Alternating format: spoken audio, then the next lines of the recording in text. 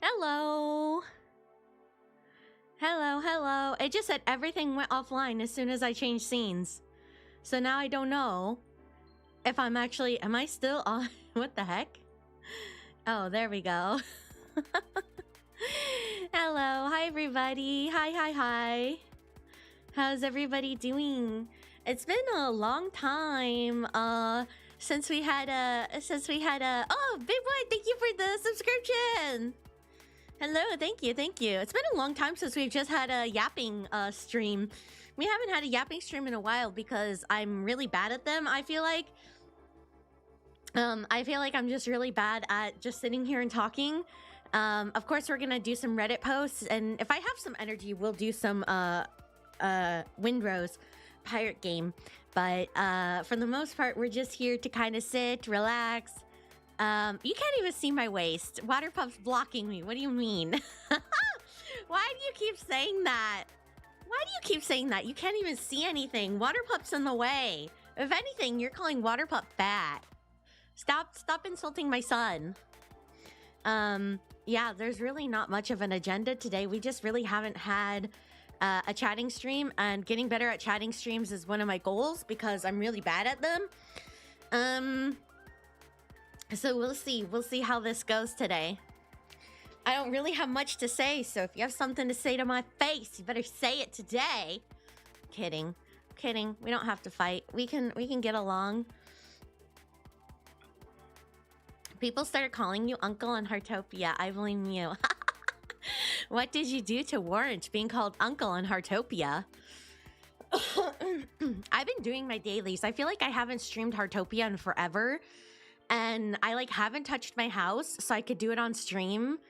So I've been doing everything but building. So we definitely need to stream it soon so I can build my house, because I still have only 3 walls. Oi, hi. I still only have 3 walls on my house, so I have to fix my Heartopia house still. Yeah, but we'll do that together. I don't know. Oh no. But we'll definitely be fixing my house in Heartopia so that way I can have a full house soon. I want to do it with you guys, but then I've just been doing my dailies. I'm still waking up. I woke up kind of early today. How am I doing today? Well, I woke up kind of early, but I'm still a little bit tired. I strained my back. You guys know I have spinal issues. I strained my back yesterday working out. And so then that was early in the morning. So I had to run back to rest in bed. And then after I rested in bed for a while, it got a little bit better, but I'm just, keeping an eye on it. How are you guys doing today? It's like that type of weather these days where during the day it gets so hot, but at night it's freezing cold. Hello. At night my feet are literally so cold. Hydrate, yes. How's Water Pup? And my little sea slug? Oh, she's a sea angel. But they're both doing good. Water Pup's doing good. Swolky isn't dead. I know, but the dream is dying. I mean, it was yesterday. I literally, I think the problem is I made a resolution that at least not when I do morning streams, because I'm kind of lazy. I want to at least try to exercise a little bit first thing in the morning. So as soon as I had woken up yesterday, literally the second my eyes opened, I was time to work out. So I literally got out of bed, and then I came over to the room with my walking pad and literally just straight out of bed right to the walking pad. And I think that wasn't good for my spine because it was cold and I literally hadn't even stretched or anything. And so I was doing the walking pad and I was just walking casually a bit. But then after 10-15 minutes, I started to feel that pain, that ache in my spine, and I was okay. So then I stopped and I laid down a bit, and then the ache started to go away. So then I waited until nighttime to take Water Pup out for his big walkie, and then I went back out again at night, and it was okay at night. Hello, Aldous. How are you doing? But yeah, but Water Pup is also doing good. I don't know, he's been doing this weird thing since yesterday. So yesterday we were on our walk and I wanted him to come home. And are my spinal issues related to poor posture? Unfortunately not. It's genetic. Water Pup has started this thing since yesterday on our walk. I was trying to get him to come home, and of course, he was not listening. He was being a very, very bad boy. Like, very bad. The whole walk, he was not listening to me. I don't know what was in his kibble, but he was a bad boy. He would not listen to me, but especially at the end of his walk, I think he knew I was trying to lead him back to the house, and so he lifted up his paw like he was injured. And so, of course, my instinct was, I was like, oh my God, Water Pup's injured. He hurt his hand again. What's wrong? So I squat down and I start inspecting his paw. I'm like, okay, is it his nail? No. Is something in his paw? No. Is he whimpering? No. What's going on? Nothing. There's nothing wrong. He was just lifting his paw dramatically like he just got injured. And I was like, well, if you're gonna pretend you're injured, now we really gotta go home, because if you're hurt, I'm taking you home. So then I dragged him back home, and once we got back inside, he finally put his paw down and he was completely fine. I cleaned his paws. There was nothing, I scrubbed his paws. He didn't make a sound. Like, he's fine. And I'm like, where did you learn this from? Which bad dog taught you to pretend an injured paw to stay out longer? And why did you think it would work? Because if you're really injured, I'm not keeping you outside. So yeah, I'm not sure what that was about, but it did not work. It didn't work. I'm guessing you get a lot of chiropractic sessions done. Oh boy, no, I'm not allowed to have chiropractic sessions. I'm allowed to sit, stand, and walk. Those are the only 3 things my spinal doctor says I'm allowed to do. I can sit, stand, and walk. I should not have my spine touched by anybody who is not a medical professional, orthopedic surgeon, or otherwise ranked in that division. So I think a chiropractor would probably kill me. Is Water Pup my second PNG? I'm not sure what you mean by that. He's my doggy. Yesterday was your birthday. Happy birthday! Mom, we gotta go home. My leg is... but it was like, Mom, we don't gotta go home. My paw is so injured. I have to stay outside. Mom, I have to go. It was that poodle. She's a bad influence. Oh my God. What if it was? Mom, my paw is so injured. I have to stay outside. I have to go climb in some more puddles because I'm so injured. I was like, if you're injured, I will carry you home. What is what is this dog logic? Dog, if you're hurt, we are going home. No negotiation. Chiropractic sections are bad for you. Yeah, I've heard that. I mean, I do like a good spinal cracking. But in my case, it would probably crack my spine for real, for real. Free the mods from your basement. No. No. I mean, like the second PNG. Oh, I mean, he's free from me. He can move independently from me. And it's not a PNG, it's a live 2D model. A PNG would be a static image. He's a live 2D model like me. So he can do this. He can move. Hello.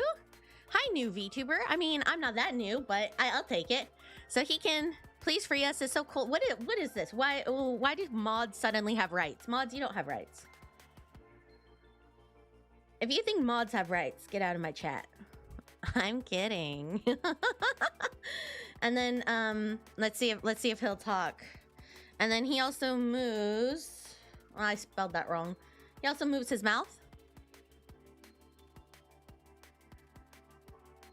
Hi, everyone. Yeah, he talks. Do I see YouTube chat? Yes, I do. You guys are at the bottom. You guys are on here. Yes, of course I see you. How am I? I'm doing pretty good. Is he a model for your real puppy? Yes. Help us, please. Who took the tape off your mouth? Mod abuse? What are they gonna do? Tell the mods? Exactly. Mods. Who are the mods gonna tell on? The other mods? The other mods that are tied up? What? You gonna tell on Cleo? You, as if Cleo's not the one who helped build the prison? Come on, get with the program. You don't think Cleo made Waterpup carry the steel to make the prison? Let's see. Is Waterpup yapping? Let's see. Let's see. I am Waterpup. Yeah. I'm Waterpup.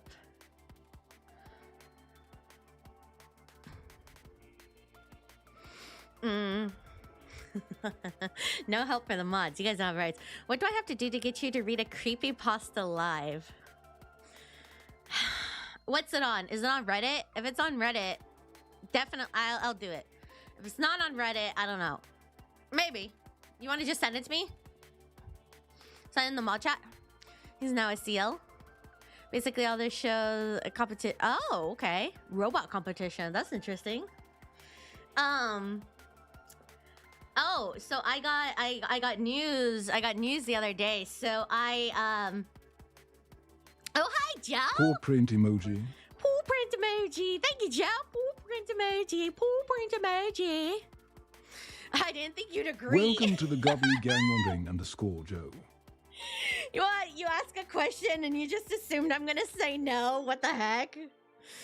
You should be careful what you say about the mods. They could sabotage your streams.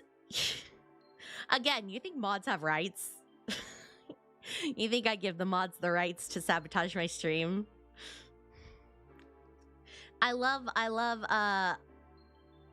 that chat has so much faith in my mods. True, she does say no a lot. Why are you guys so mean? What the heck?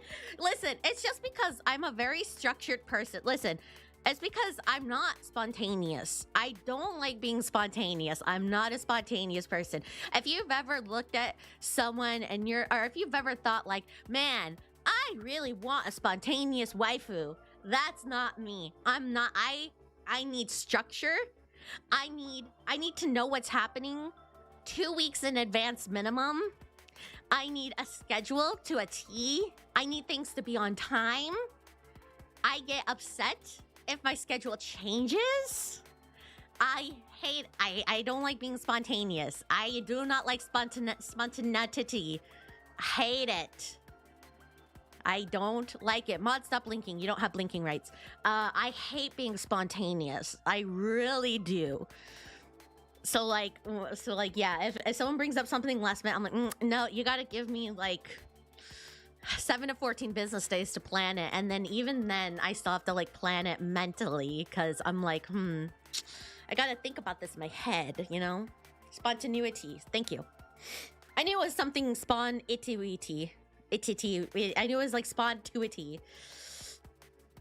Oh, it's so warm. I really want to open a window. I don't know why it's so warm in here. Should I go open a window? There'd be more oxygen for brain power. What was I gonna say? Oh yeah, so the other day... Here, if I could go open a window, I'll show you guys something cool. BRB, let me open my window.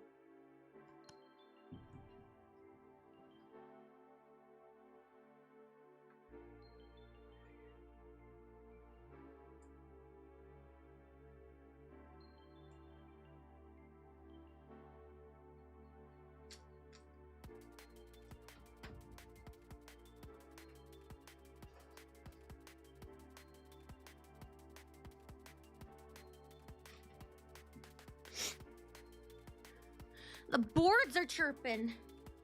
I need to blow my nose. Hold on. Somebody, let's see. Waterpup, say something fun. Hold on.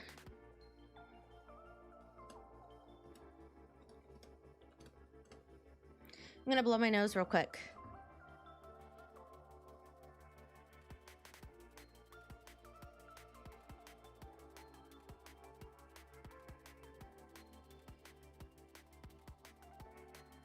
I am Water Pup Mum has to blow her nose. Thank you, Water Pup, for taking over the show for a moment. Oh, I feel so much better with the window open. It gets so hot during the day, and then at night, like I said, it's freezing. Please fave reveal. Fave what? When do you want me to give my favorites? Favorite what? Games? Colors? Water brands?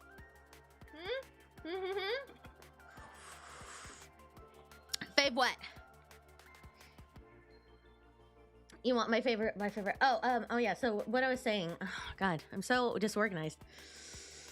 So I messaged my VTuber mom, my VTuber mummy, and she says finally I'm next in line for my outfit, which I'm very happy about. So she's gonna be working on my outfit. I mean, starting today probably. I mean. She said this month she'll be starting on it. I mean, the deadline she gave a while ago. The deadline she gave a while ago was really late. But if she's starting the outfit this month, then I don't know how it would be so late. But let me see if I can show you guys. There is one image I might be able to show you guys, and I can post the full one for members later. Let's see, how do I post an image?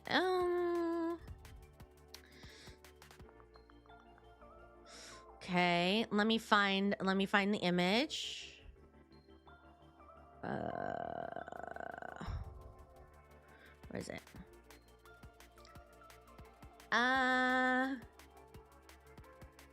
Ooh. Yeah, what the heck? I'll show you guys.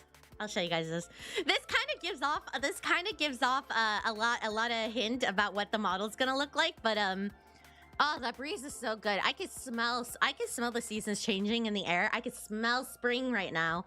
Okay, what the hecky? Here you guys go. Oh wait, but it's gonna say it at the top. Oh well. Let's see. Oh my god, I know it's big size.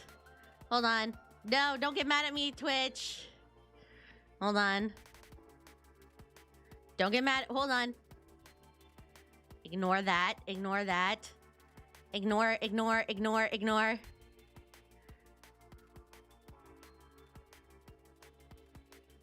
Ooh. This is the accessories reference sheet.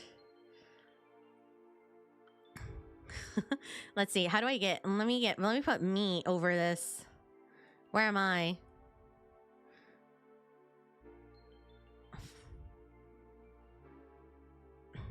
I probably should have just moved the image down. But here's my accessories reference sheet. Booba, stop it! Be nice.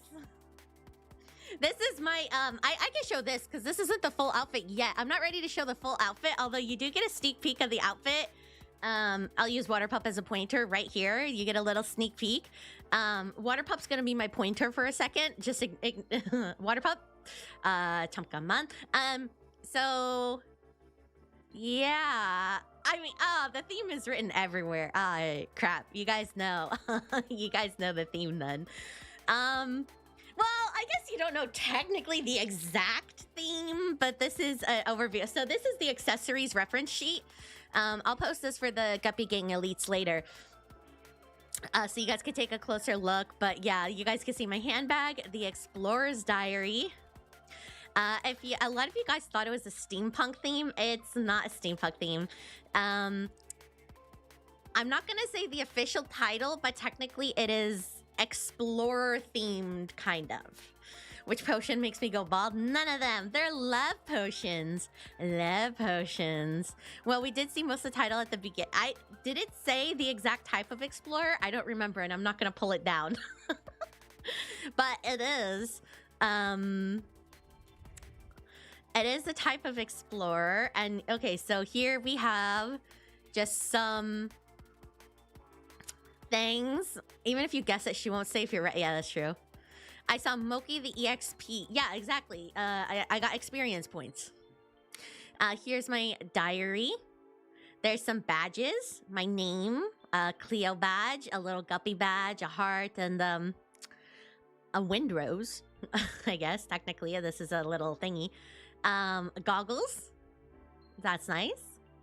Love potion, and then my other specimen bottles. So this is the love potion, and these are the specimens. Now, where this one goes is very interesting. You'll never guess where this goes. My butt. I'm kidding. And then we have the lace bra top reference. This is kind of like a swimsuit slash bralette. Once you have the full tie. I'm kidding. I didn't say anything. Once you have the full theme, love potion. Yeah, love potion. And then this is not the full top of the outfit. Obviously, this is not the full top of the outfit. This is a toggle. So this is going to be one of the toggles. So there will be something over this, and then I can toggle the top part off. So it goes with the, trust me, it goes with the full theme. It goes with the full theme. And it's also going to be really good for summertime. And yeah, so this is the accessories. What I call it? The accessories sheet. I have one for the outfit, obviously the outfit reference sheet, and then my designer made a whole reference sheet just for the all the accessories, which is also kind of nice because I can show off this and not show off the whole outfit yet until I'm ready, but then give you guys like another really big sneak peek at what my outfit's gonna look like. I wonder what I'm gonna look like. I like right now, future Moki. What are you gonna look like, future Moki? Because past Moki, what is it, March Moki has no idea what you're gonna look like in the end. I mean, I kind of know what you're gonna look like in the end, but I don't know like fully what you're gonna look like in the end, you know? So what is future Moki gonna look like? I don't know. But I'm really excited about this. I really like the goal for this was to have so many accessories that are like tied to the ocean. So we wanted stuff to be made out of like ocean materials to fit the theme. Thank you. I'm looking forward to the new design too. Like I said, once my live 2D mama starts working on it, that's when I can start like, you know, commissioning art of it. Cause like I have the outfit reference and stuff, but like, you know, it's always with an asterisk. And, you know, she could always, you know, change some of the colors, or maybe she'll change some of the accessories. We don't know. Once it gets to the live 2D artist, it's always, you know, with a little open to interpretation on her side as well. It's almost like she's exploring the ocean. You're wrong. I'm gonna make some turtle soup out of you, because guess what? That's also wrong. I had a creepypasta posted in the mod chat. Okay, I will, let's see. We'll do Reddit posts and then remind me, and I will read it later, unless it's a Reddit link, and then I can open it. But yeah, so we'll take that. Whoops, wrong button. There's the button. Wrong button. Wrong button. I don't know where I go. Where do I go? Where does Waterpup go? Oh, the breeze from the window is so nice. It feels so good in here. Is a link? Oh, let me look. My outfit from Subnautica Below Zero. I do need to play it, but I feel like I have so many games I need to play right now that I'm just like, like I forgot the new, oh, okay, so it is a Reddit post, thank you. But like I forgot the new Reverse thing was coming out this week. I had to change that on my schedule. I'm just like, oh my God, my brain is just like, we have so much to do. Okay, I'll keep that in another tab. Put ourselves together side by side. Me in the new outfit? I don't have it yet, but I don't know if I can when I have it. I think this could be a toggle. I'm at 4? Oh. Oh, for Subnautica below 0. Yeah. Could happen. I'm playing the new Resident Evil. How is it? Is it evil? Are the residents evil? Or are they good residents? I feel like I'm a evil resident sometime. Sometimes I'm an evil resident. I think Waterpup's an evil resident. Because he's kind of annoying.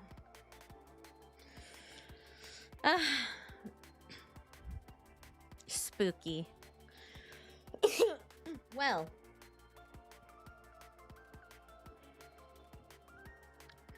Doth us enjoy some Judgment Day, perhaps? How would you guys like to judge some unsuspecting Redditors?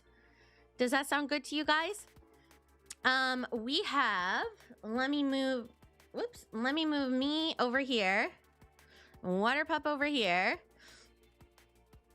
How do you guys feel about judging some Redditors? Let us see.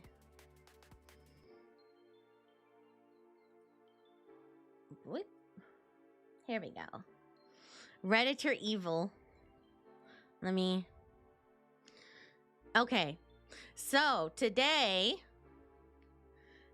what I decided to do, because I'm really bad at just yapping by myself, although I feel like I could just keep yapping, is I wanted to add some judgment on some unsuspecting Redditors in the Am I the A-hole, Am I the Butthole category on Reddit.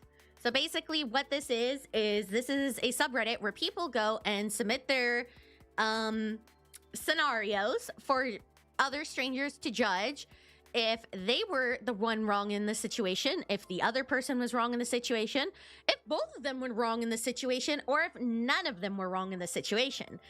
And for newer posts, there is no official tag yet on whether or not they were the a-hole.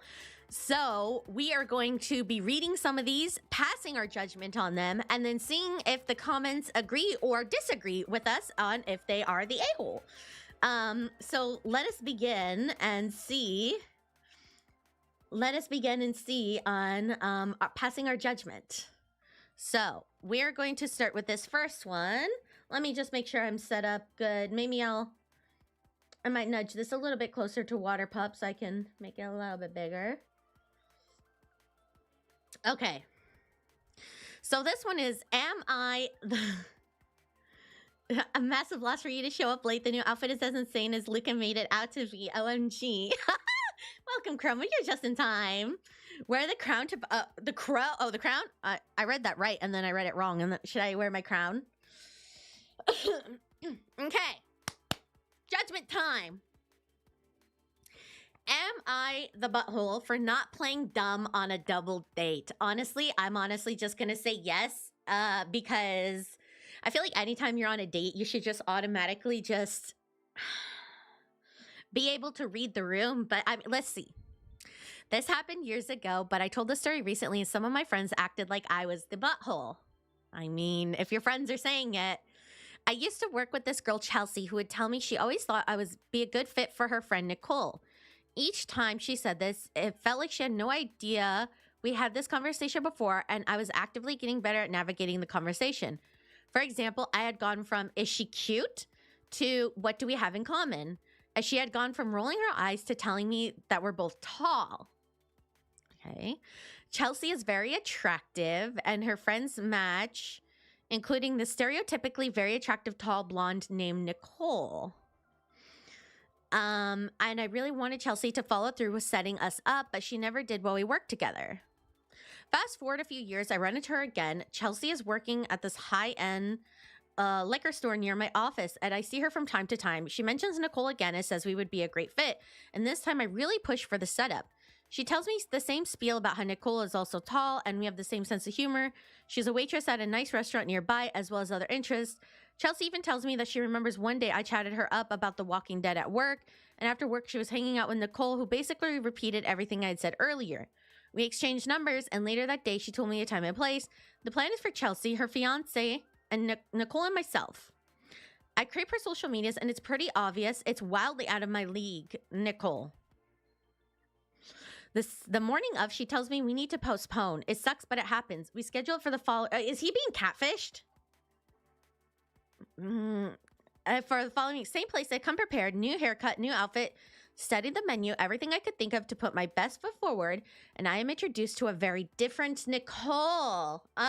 One of these.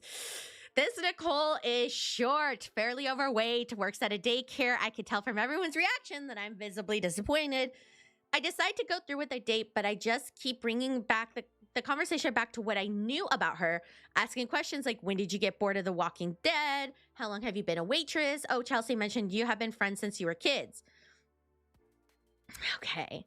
Chelsea was trying her best to talk her way around it, but Nicole was visibly upset. The girls went to the bathroom and the fiance asked me what the frick I was doing, and I told him Chelsea was obviously meant to set me up with someone else. He said she did, but Nicole kept asking to postpone and clearly wasn't interested, so she found someone else more in my league. I gave him a sharp look, and he followed with, okay, she found another Nicole. Wow. What? What? You found wait, a Nicole, another Nicole, like with the same name? How is that possible? Is Nicole that common of a name? Is Nicole is Nicole a common name? You just picked up one Nicole at the store. It's a common name?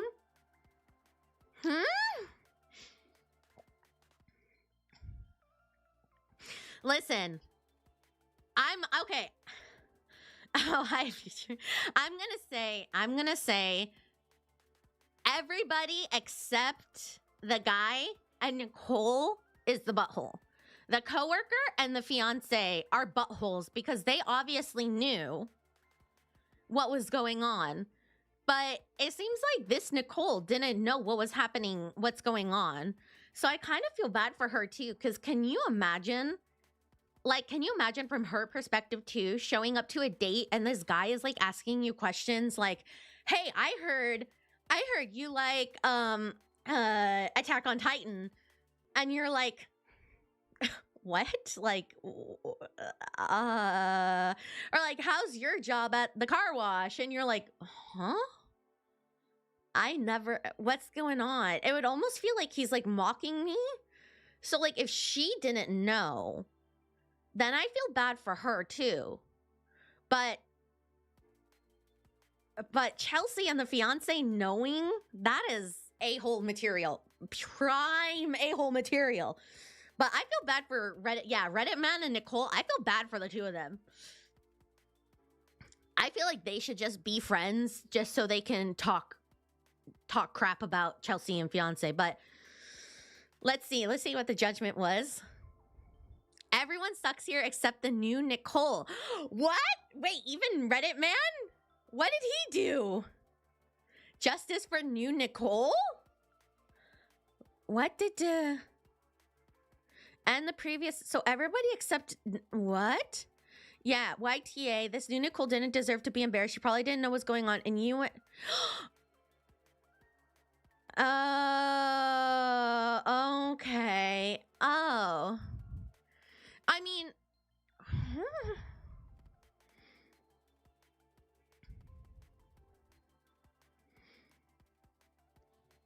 did I read this wrong?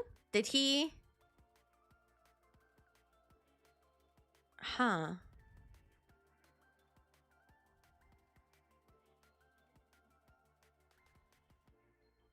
I mean, okay, here's the thing. The way I read this part here, I decided to go through with the date, but I just keep bringing to what I knew about her.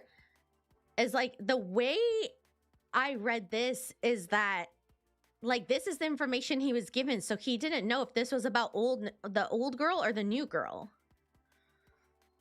Yeah, exactly. Like, he didn't know what was going on. So, like, if I was told, like, hey, like, how did I know that they didn't just lie about the photos, right?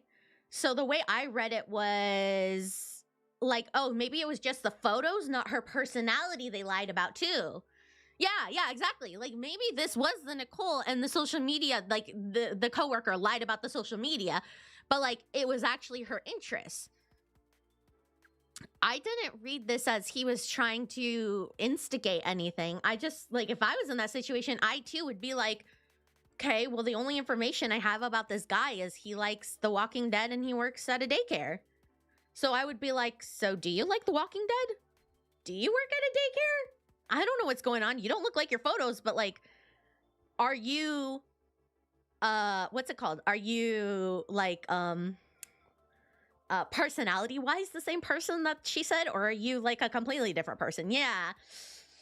I don't know. I'm kind of surprised that everybody's saying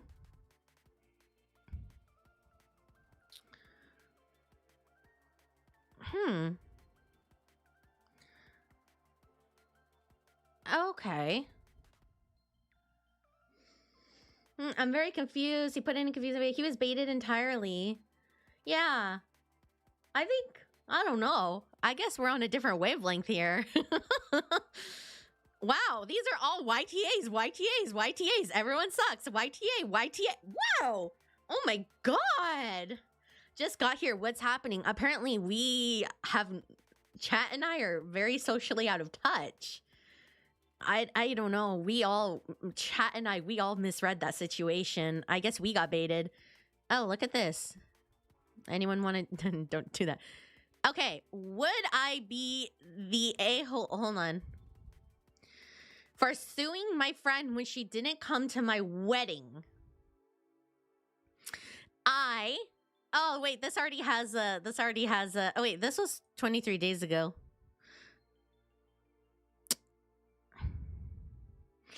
Let's read it anyways. This already has a judgment on it, but let's read it anyways. I, 25 female, recently got married to my 25. Am I sorting by top or latest? I think it was sorted by hot. Let's see. Best. Hot. Oh, here we go. Okay. Am I the a-hole for not agreeing to a stranger staying in our apartment with no warning? Throw away. Okay, my husband, male 31, and I, female 35, lived in a cramped, cluttered apartment with 2 cats. He works in a fairly seasonal career that is currently impacted by the economy. I wonder what that is. So he got a second part-time job a few months ago to cover the layoff periods. Usually my salary is enough for us to get by, but for the past 6 years, I've been covering bills when he was laid off, but I'm on furlough at the moment. Relevant, I promise. He's been making friends at his new job. I already know what this is. I already know where this is going to go. I'm happy for him. 100% encourage him to have fun and do things with his new friends. But it's only been a few months. I don't know any of these people, and he hasn't for long either. Recently, one of his work friends is going through a few things, the details of which I'm not clear on, and will be between housing for the weekend. Without my knowledge, my spouse offered a small couch to this person. Already. We already know where this is going. I ended up finding about it Friday morning that this person is expecting to crash at our apartment from tonight until Monday. So Friday to Monday. When I was checking something on his phone with permission, he got a message from the coworker saying he needed to stay Monday, starting tonight. Confused, I asked about it, and he freezes for a second and says he volunteered our place to the coworker if his plans fall through, but that he wasn't expecting it to happen, so he hadn't mentioned it. Always ask the wife first. Exactly. Happy wife, happy life. As a note, I'm on the spectrum, so I don't take surprises well, especially, I mean, I don't think you need to be on the spectrum to not want a stranger on your couch. But I mean, yeah, I get what they're saying, especially when we got a lot going on and are in the mid-spring deep cleaning. I tell him we absolutely can't have a stranger staying for multiple days in our small apartment. He has a bit of a meltdown and asks me what his friend is supposed to do, and he's stressed about telling him no and seeing him at work tonight. I tell him this is why we have to discuss things like this well in advance. Anyways, he says he'll tell his coworker it's not an option, but he's not happy because he's paying the bills right now. It feels like he should have more of a say. I tell him I appreciate doing so, but it's my home too. And we're a team. When I'm the one covering the bills, I don't hold those kinds of... No. The husband is the a-hole. Yeah. No, I mean, like, okay, so... Like, I think anybody would be upset. Like, even if it was like, even if these were roommates, having someone just stay over without telling you is not okay. But they're married. Exactly. And paying the bills doesn't give you the right. Like, you're married. Holding your financial situation over your spouse's head, it's like, you are married. Like, isn't that what you're supposed to do? You guys are supposed to be working together, right?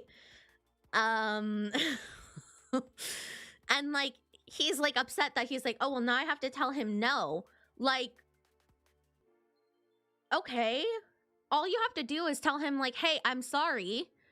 He doesn't make a lot of money. She doesn't make a lot of money. You guys don't have a lot of money. This guy is going to be in your house. He might eat your groceries. He's using your water. He's using your electricity. It's very fair if you're not in a good financial situation that one person, even for a few days, is a lot. And the fact that she doesn't know who he is and he barely knows who he is. What if this guy just never leaves? Like, what if he's a bum? You don't know. Like, there's so much that could go wrong. So much that could go wrong. Exactly. He doesn't know him. He could be dangerous. The husband could go to work, leave him alone with this girl, and he could, I don't know, do drugs or something. What? 25 messages were deleted by a moderator. What happened? Oh my god, Kenzo just went sicko mode. Turtle Man, I'm so sorry. One of our mods went rogue for a minute. Kenzo started foaming at the mouth and just banned somebody. Oh my god, Kenzo. Jesus Christ. Turtle Man's just like, okay, that's fine. It's good. Oh my god. Kenzo, get in your cage. Kisu, can you get Kenzo in his cage, please? Thank you. But yeah, that is insane. Just set up boundaries. So honestly, husband's the a-hole.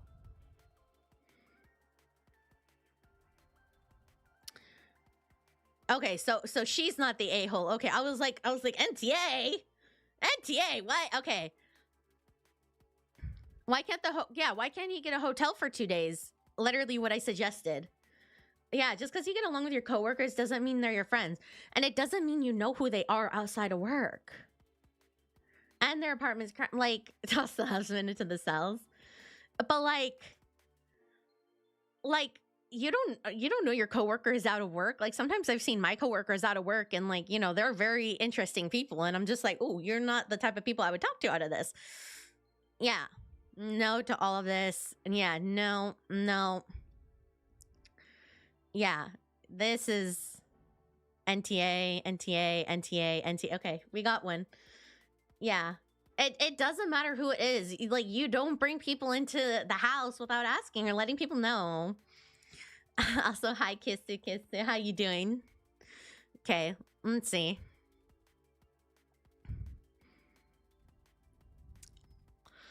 Oh, this is a... Kick the husband out while the guest stays? Oh, no. I'd be even more scared, though. I don't want to be with a stranger. I'm wonderful. How are you? I'm doing good. Just passing some judgment. I love judging people. Work friends are different from friends. Exactly. Whatever happened to stranger danger? I don't know. I guess it doesn't exist when you're coworkers and they want to be on your husband. Yes, exactly. I mean, I've had people I've worked with and then, like, I see them outside of work and I'm just like, oh, who are you? You're not the same person.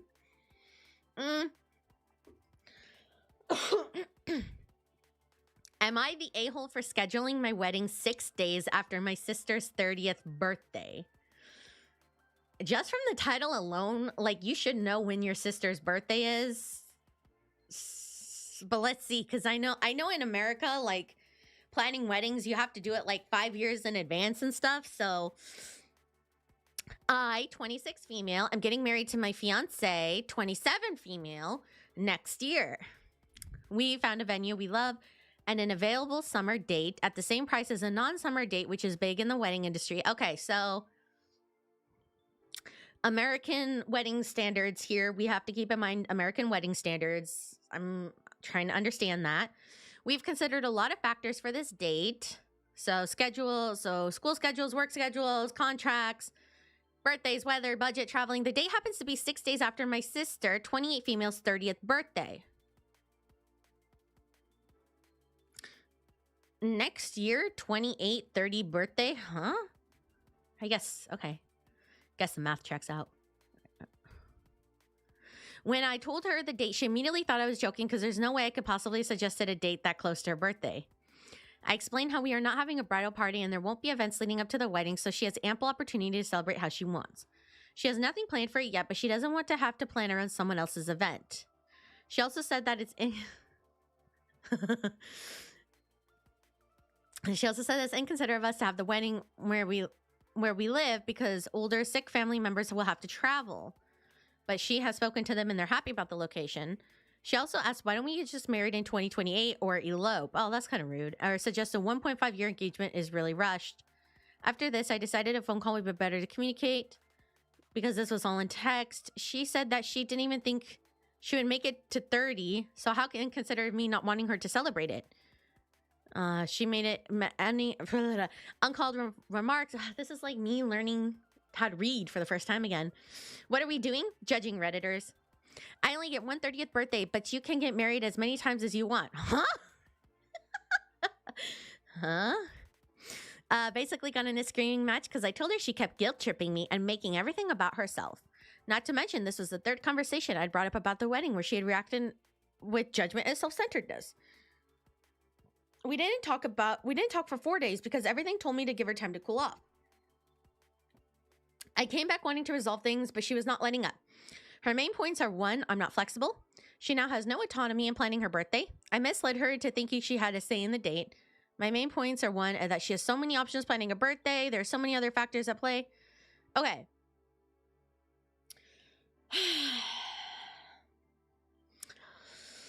So, the only way I could see the sister being right is if sister 1, OP, has done stuff like this consistently throughout their life. Like if this was a scenario where like the sister 1, let's say, the one getting married, was somebody who like constantly stole her thunder throughout life, I could see how she might be like,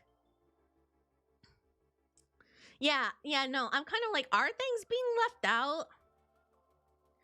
Because I'm like, if it was me and like, let's say I had a sister that throughout my life constantly stole my thunder, constantly was overshadowing me, constantly was taking things from me, never let me celebrate. Like, let's say we had birthdays like similar to each other and like constantly tried to outdo me, then I can understand planning your wedding as close to my birthday as possible. I would be kind of like, this is a little bit weird.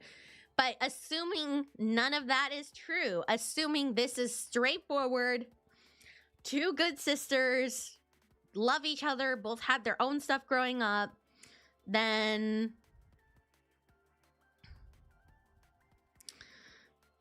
so I mean, everyone's saying not the a-hole. Yeah, marriage is over birthdays all the time, so there has to be something getting left out. Sis could celebrate on her actual birthday when a novel... It's so... Not the a-hole. Obviously, your sister is a loon. What if she... Is she one of those people who deserves a birthday month? Schedule your wedding and enjoy every minute.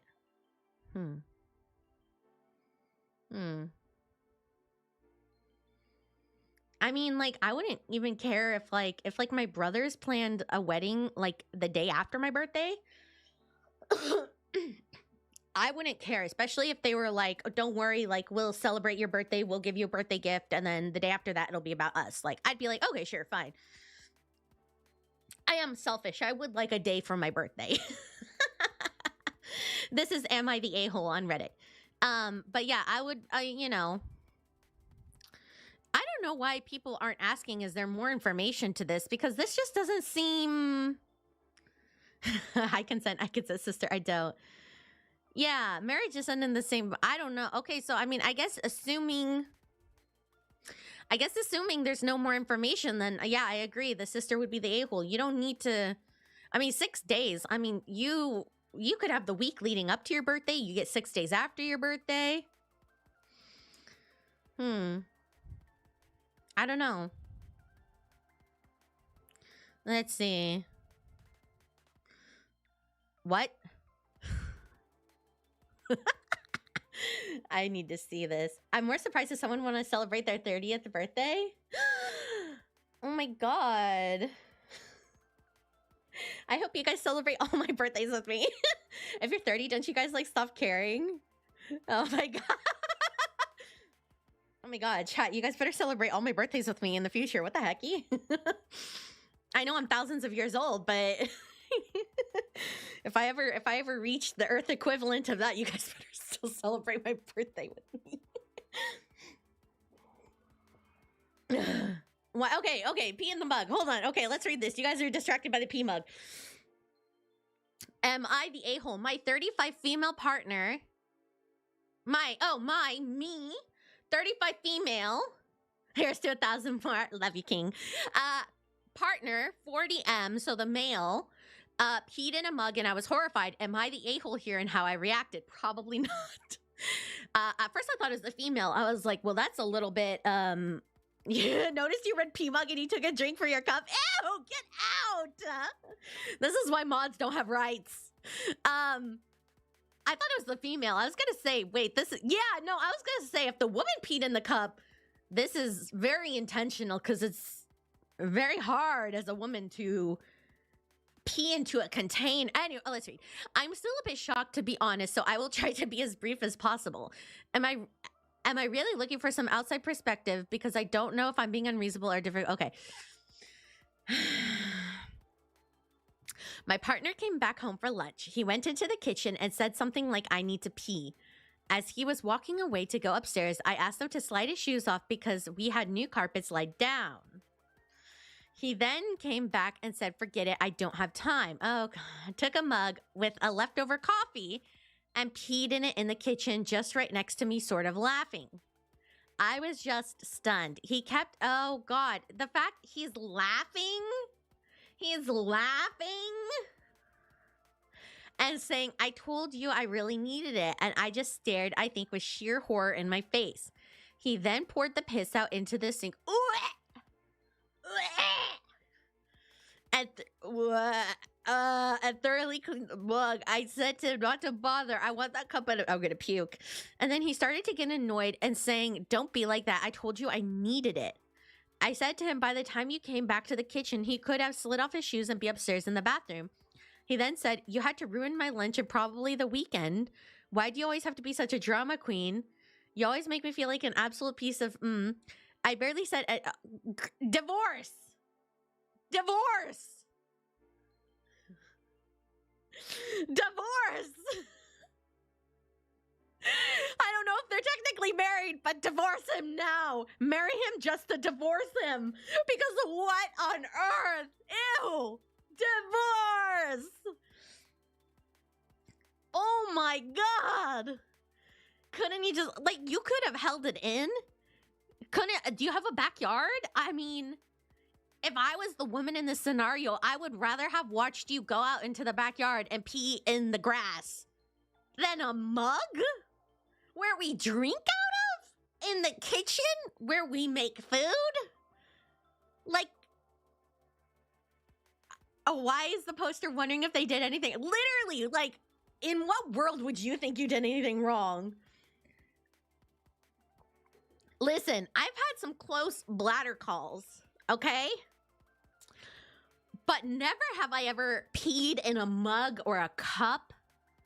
I don't think I peed in anything that was not a toilet or a health check for a doctor. But I mean, this should be easy. Yeah, okay, not the a-hole. Does he even like you? Because it doesn't sound like it. Yeah, because you should not be with someone like that. I'm a guy, I'd go outside. Yeah, at least go outside. Would I pee in the sink? Maybe. But I wouldn't go around and laugh. Exactly, like, why would you go around laughing about it? Like, yeah, screw you, I peed in the cup. Like, aren't I so funny? Hello. 안녕하세요. Like, it's so gross. That is... I thought I was going a bit overboard. What makes me sick to the stomach is the gaslighting that followed. He barely let me utter a word, made me believe that I was absolutely out of order, and I started to believe it.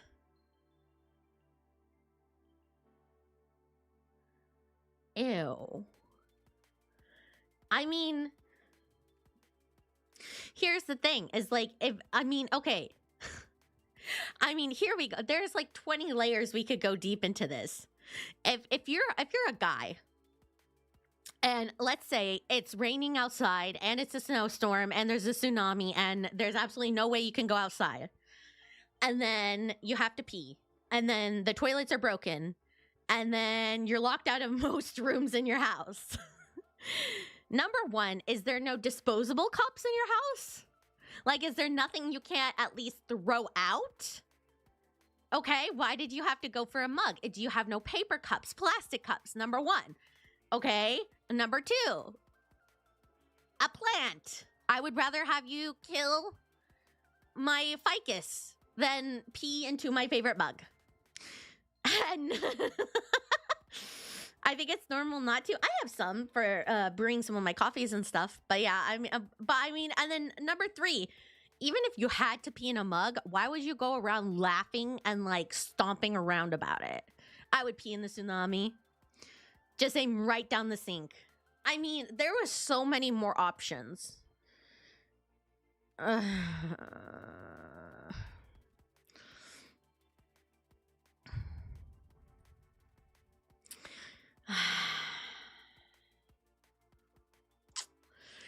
I the a-hole? I took today off work and my husband is mad that I didn't do any housework. I, 34 female, have struggled with clinical depression my whole life. Yes, queen. I work at a childcare center and it's effing rough. Feel that, queen. I feel completely hopeless about the future. Oh, queen. Every day I give everything I have to those kids and it doesn't matter at all. Oh, the past couple years have been so difficult for me emotionally, mentally, and physically. Most days it's impossible for me to do anything after work.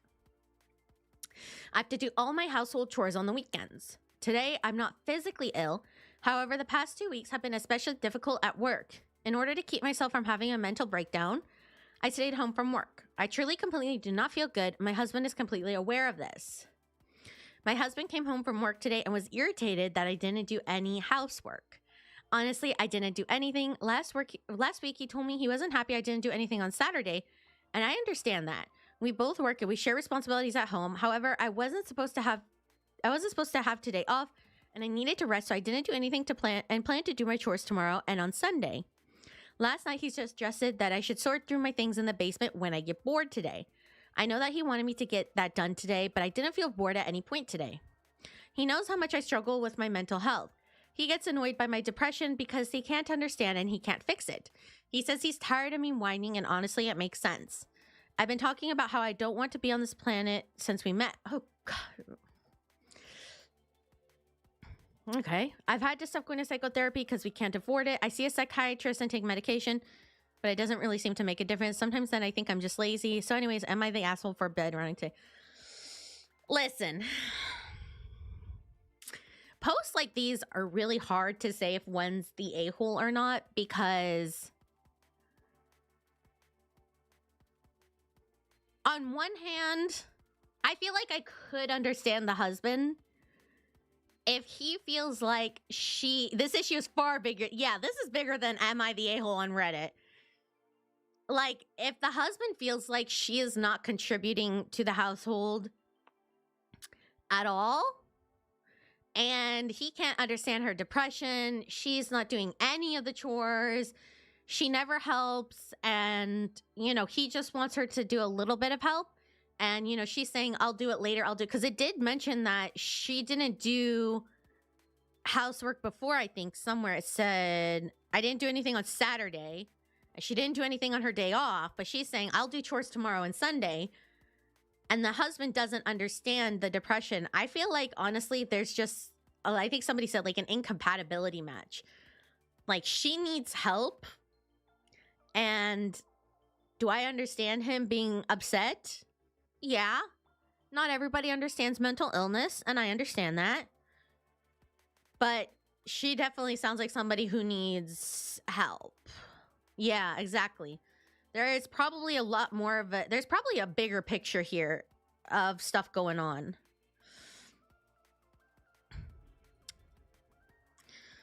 See, this is the thing though with Reddit answers is like people are very much like I feel like there's no nuance, you know. Like sounds like sort through the base things in the basement if you're bored. It sounds like he was trying to ask her to contribute in a nicer way. I don't know. Maybe I'm the a-hole. Before anybody says anything, I'm mentally ill, okay? NTA, the best advice I got about my own depression was feeling some days are not going to be 100%. I've heard that before too. Depression isn't boredom. You didn't stay home to be productive. Speak to your doctor about adjusting your medication. This is the best comment in the thread. We know. This is the best. Yeah, without hearing his perspective, it's kind of hard to tell. This is the best comment. You should talk to your doctor. Sounds like he may have caregiver fatigue, though. I know. I hate that I exhaust him. I hate the way that he treat. I don't know. Maybe I'm not made for judging people on Reddit. Seems like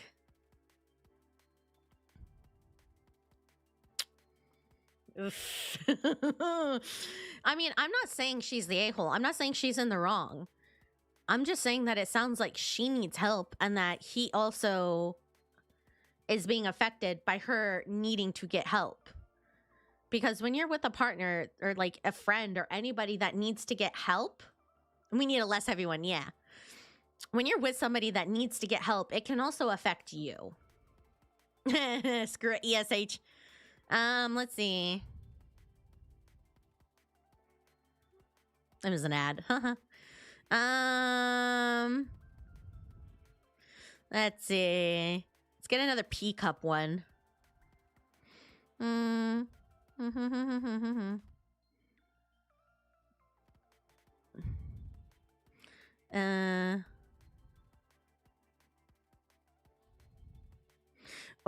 I want to see this. This one was, hold on. This one was, they said a-hole, but I want to judge this for myself. Yeah, need more context. We need to, yeah, he might be going through stuff too. Another cup, please. Let's see. This one has been judged a-hole, but let's just go through it because I'm curious. Am I the a-hole for telling my parents that we are not comfortable with my mother babysitting our 1-year-old? About 2 weeks ago, my wife and I had to find an emergency babysitter for our 1-year-old who was fighting a small illness and had to avoid, well, what small illness?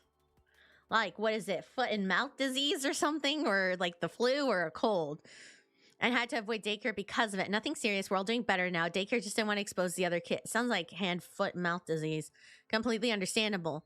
We asked my mom to babysit our 1-year-old until our 1-year-old improved enough to return to daycare.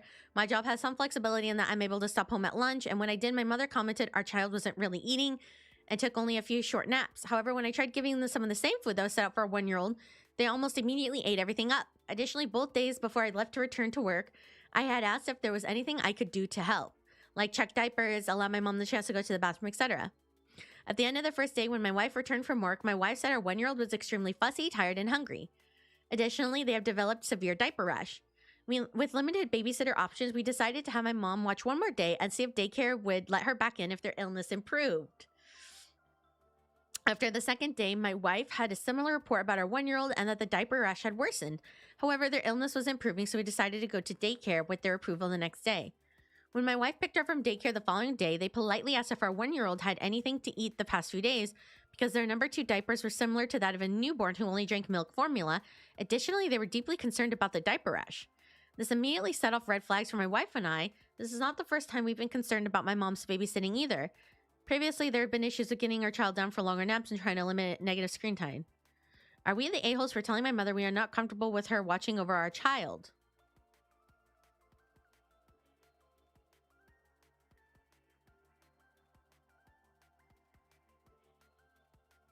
Hmm?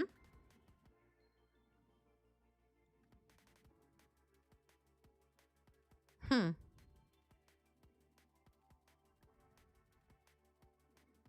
I mean, maybe I'm not the best for this. I don't have a child. But I'm a little bit... So grandma isn't feeding the baby right and giving them diaper rash.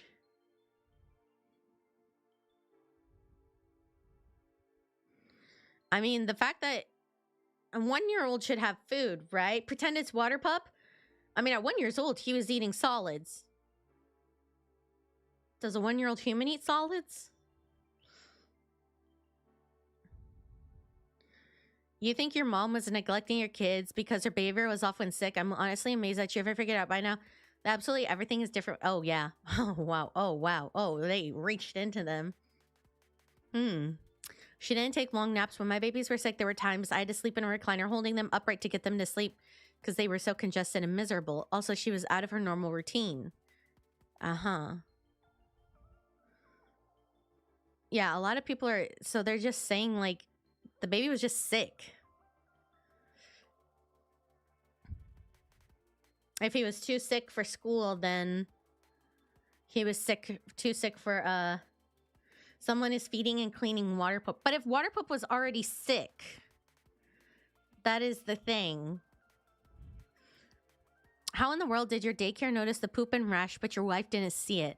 Unless she watched the baby around the clock, which it doesn't seem to be the case, something isn't adding up on your side. Either of you could have certainly changed his diaper. Yeah.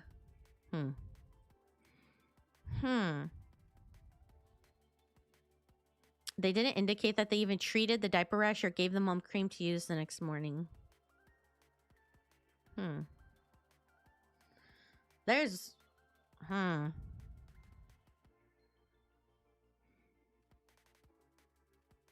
Yeah. Diaper rashes are common when a child is sick. My nephew will refuse anything except French fries. Yeah, I don't think I understand babies enough for this.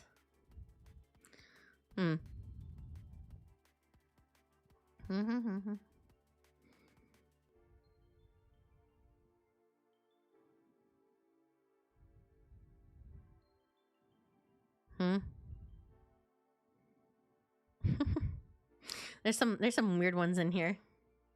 You're smarter than a Redditor.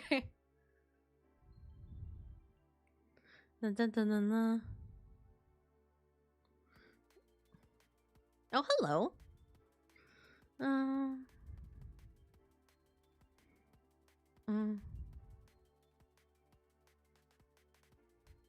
Yeah, all these posts are through the eyes of whoever's posting them. So you don't get the other... You don't get the other perspective. Am I the a-hole for telling my friend he has no personality for being a people pleaser? I've known my friend George from school since we started high school in freshman year. Although it wasn't until sophomore year that we actually became friends. He's always been a people pleaser, a big one. He would always say yes to everything, even when it was something that clearly brought him no benefit or that he didn't want to do. I don't know. This already here is raising a red flag for me. Like, why do you have to do something that brings you benefit? Sometimes you can do things that don't bring you benefit just because you want to or because it's fun. I don't know. One time he got paired with a guy who didn't feel like doing anything in a project with George, and apparently George did all the work and did not tell the teacher because the other guy asked him to do it and he just said yes.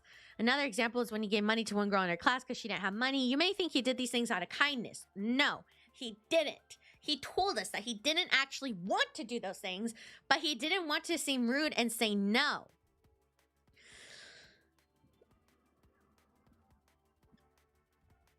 What?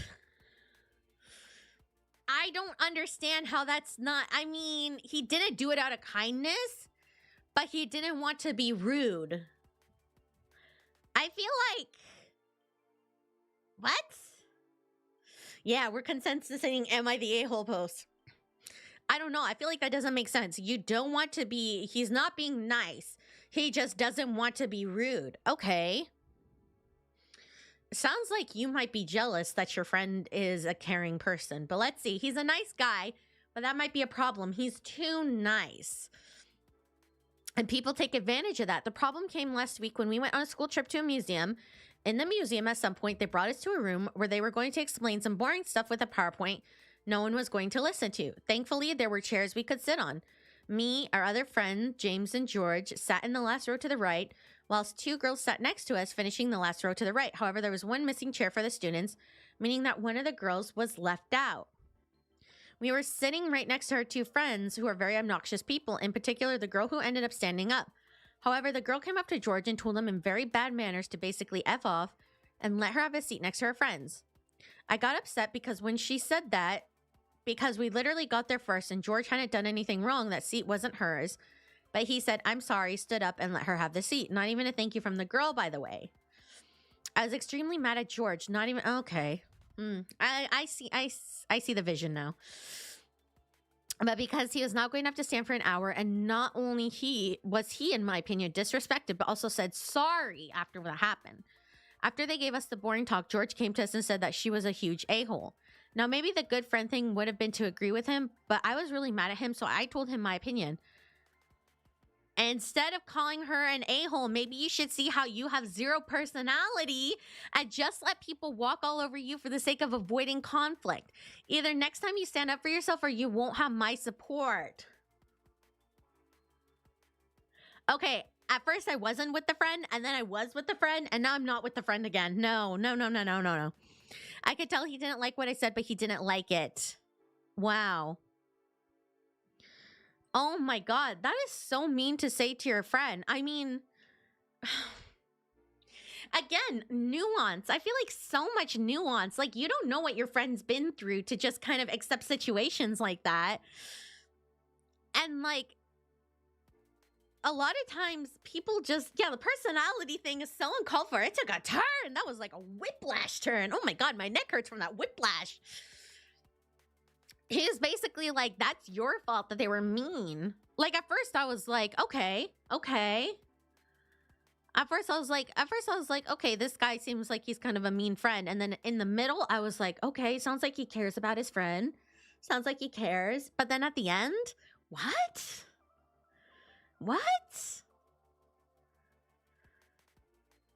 That is so mean. Why would you say that to somebody? Everyone sucks here. How does being a people pleaser translate into no personality? You were just being mean. Oh, this is still sorted by hot, not by new posts. Yeah, you're the a-hole. You're being a mean person. Exactly.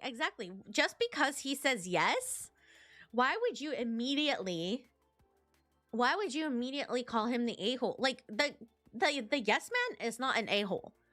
Is it annoying? Would you be frustrated with a friend who constantly just says yes to everybody? Yeah, but are they a bad person? Are they an a-hole for that? No. They're... Oh, hello! Hey, Moki. Long time no see. I'm finally able to be back with you, all now that I have a new heart. Oh my gosh. Long time no see. Oh my, a new heart? Well, guess what? I have heart eyes just for you. Welcome back. We are passing judgment on people, so you can put that heart to work and pass judgment if these people have a heart or not. Welcome back. It is so great to see you. Thank you so much for the super bubbles. Water Pup and I are so glad to see you back. Welcome. Heck yeah. I have heart eyes for you. We're judging people on Are You the A-Hole on Reddit right now. Passing judgment. But yeah, poster stomped all over friend because friend got walked over by someone. Make it make sense. Exactly. Oh, let's see. You're being a mean person. I don't know how this correlates. OP said, it is I, the Bobby. Do you want me to ban every other Bobby from chat for you? I'll do it. Just say the word.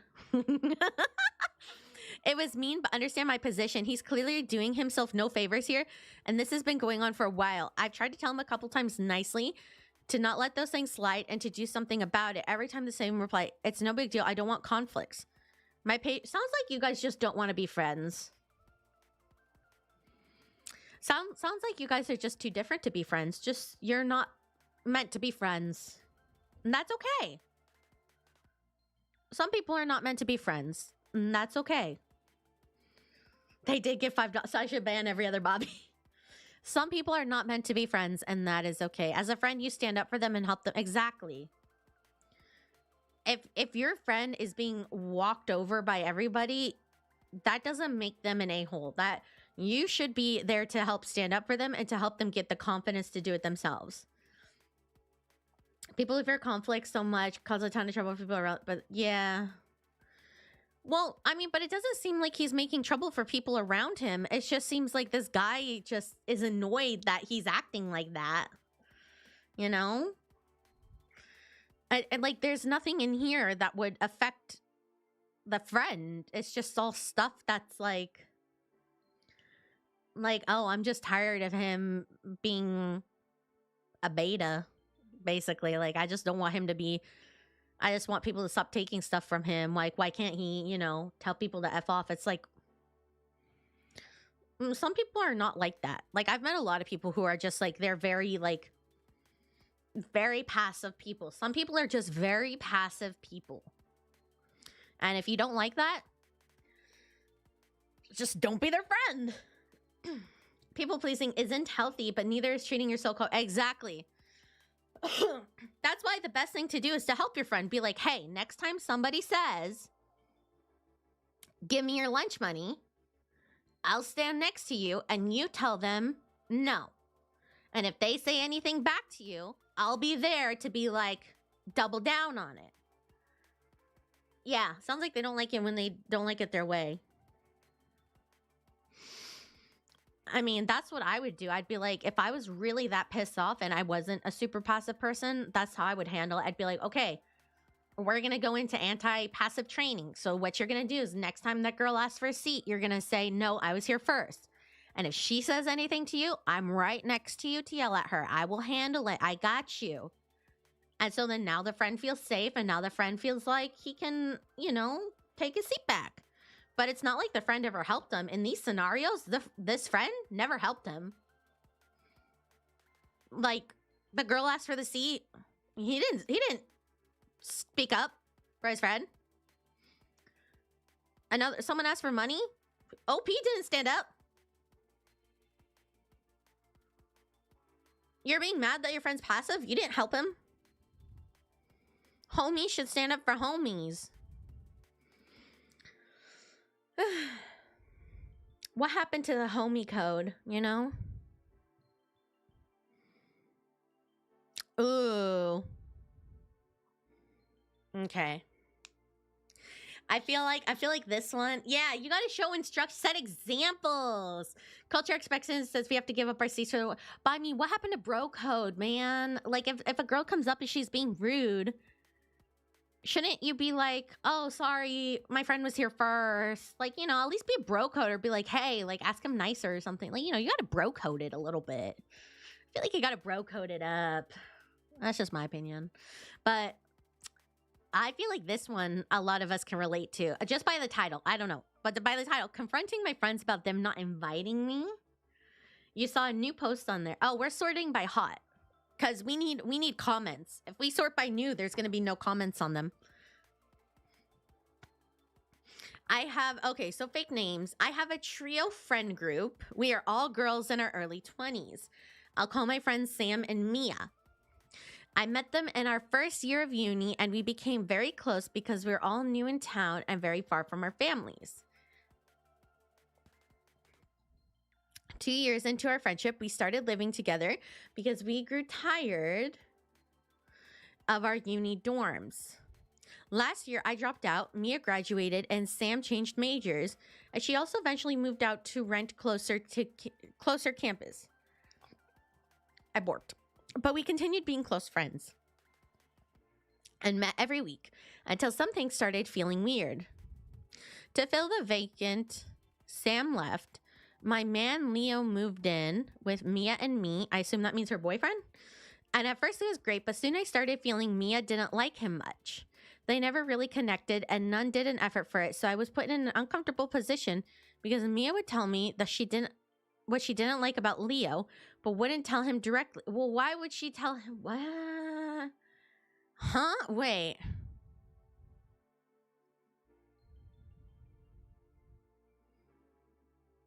So they were living together, and then they started moving out.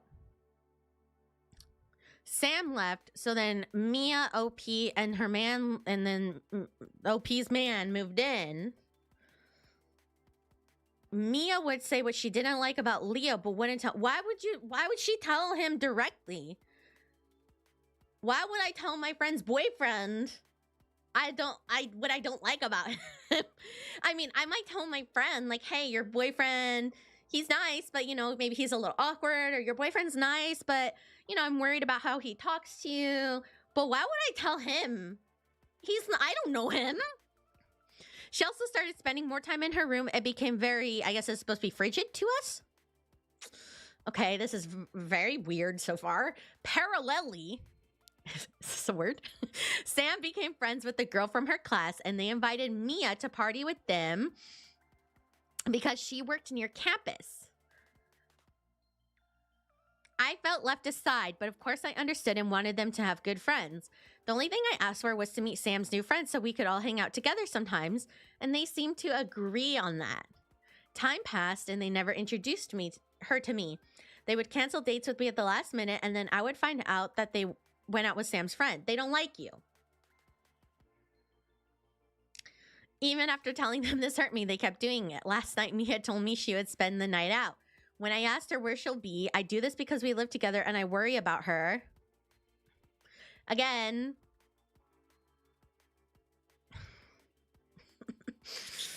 It's none of your business. She said they had planned a night out without me again. This really hurt me, partly because I had been asking to meet repeatedly for the past month. Girl, they don't like you.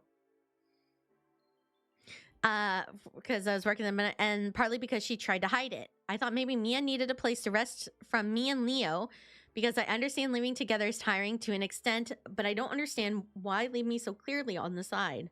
I already spoke to them about this, and they said I'm exaggerating and that I could ask to go if I hear they plan something, but I still think there's something not right about this. I also felt sad because the first year we met, I would invite them over anywhere to meet my other friends because I didn't want them to feel alone in this big city. Listen.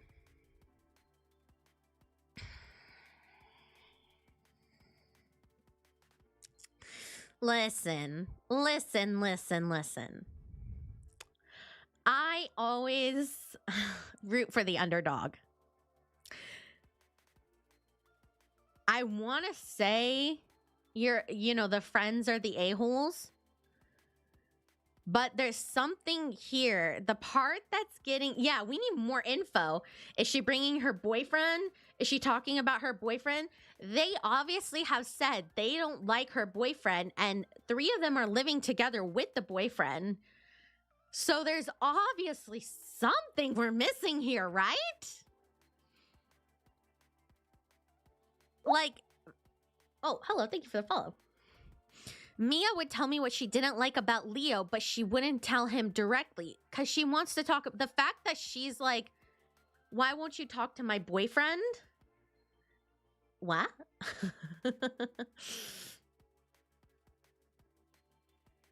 Yeah, I know. Like, if you were to go out, I don't know what the female bros before hoes is. Girl code. I don't know. That's what my friends and I... My friends and I say girl code. My friends and I always say girl code. So it's like, I don't know. Let's see. Listen, I'm leaning towards she is the a-hole / more information is needed. Because what I'm thinking is this boyfriend... Hydro's here? Where's Hydro? Ah, thank you!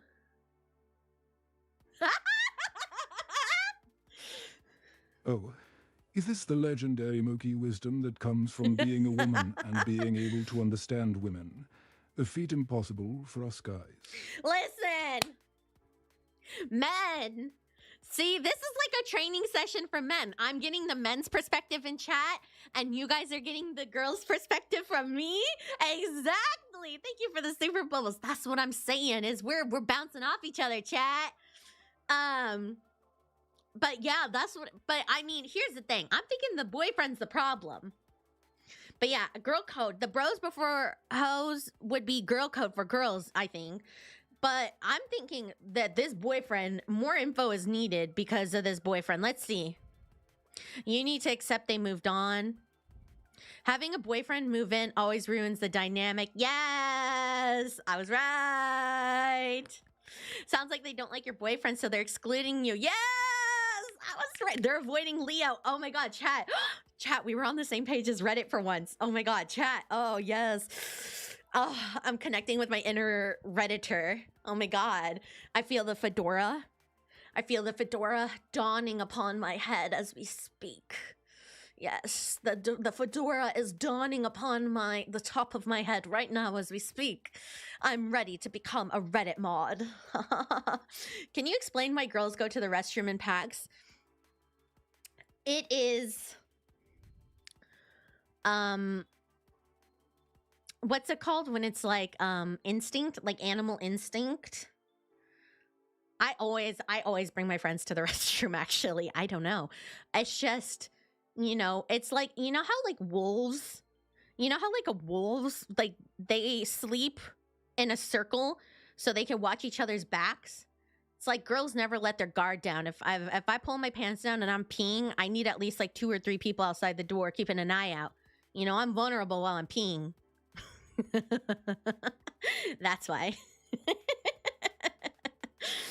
Yeah, we hunt in packs. Ladies like to hunt in packs. And if one of us has got to sit down to pee, we got to have safety around there. We don't get the luxury of stand. I mean, we could stand. I mean, nothing's stopping us from standing other than hygiene, maybe, it going down our legs or on the floor. But, we have to sit. So it's like a wolf. Ow! Oh, I just hit my toe. Frick! Ah, I just hit my toe. Ah, I just hit my toe. I just hit my toe. Ow, that really hurt. Owie. That was my middle toe. Ow, that really, really, really, really hurt. Anyways, yes, it's because we pee in packs. We need emotional support for peeing. Yeah, info. What does your roommate not like about Leo? Hope you're okay. I need a new toe. Somebody offer me their foot. Give me your toe. I don't really know. He is very unapologetic about who he is, so he's an a-hole. But he is very open to listen to others' complaints about his actions. What I believe, she's holding grudges about past things. So he's done stuff in the past. And also none of them are good at communicating. He's a bad communicator. Okay, so he's done stuff in the past. He's an a-hole and he doesn't communicate. And you're wondering why your friends don't want to be with you. Okay. You shouldn't say that on the internet. Oh wait, don't give me your feet. Do you often stub your toe when peeing? Is this part of the experience? Only, have you guys seen that meme about the soup? What did we just learn about saying no to women? Have you guys heard that thing about soup where it's like soup is for women, men cannot eat soup? Did you guys get the notice? If you're a man, you're not allowed to eat soup anymore. That's the new thing. Men cannot eat soup. I just learned that on the internet. And one of them has to live with him. Yeah. He's unapologetic. So like you have a boyfriend who is an a-hole, doesn't listen to other people, and has done things to her in the past that she's holding grudges about, and you're wondering why she doesn't want to be involved with you or him? Is chili a soup?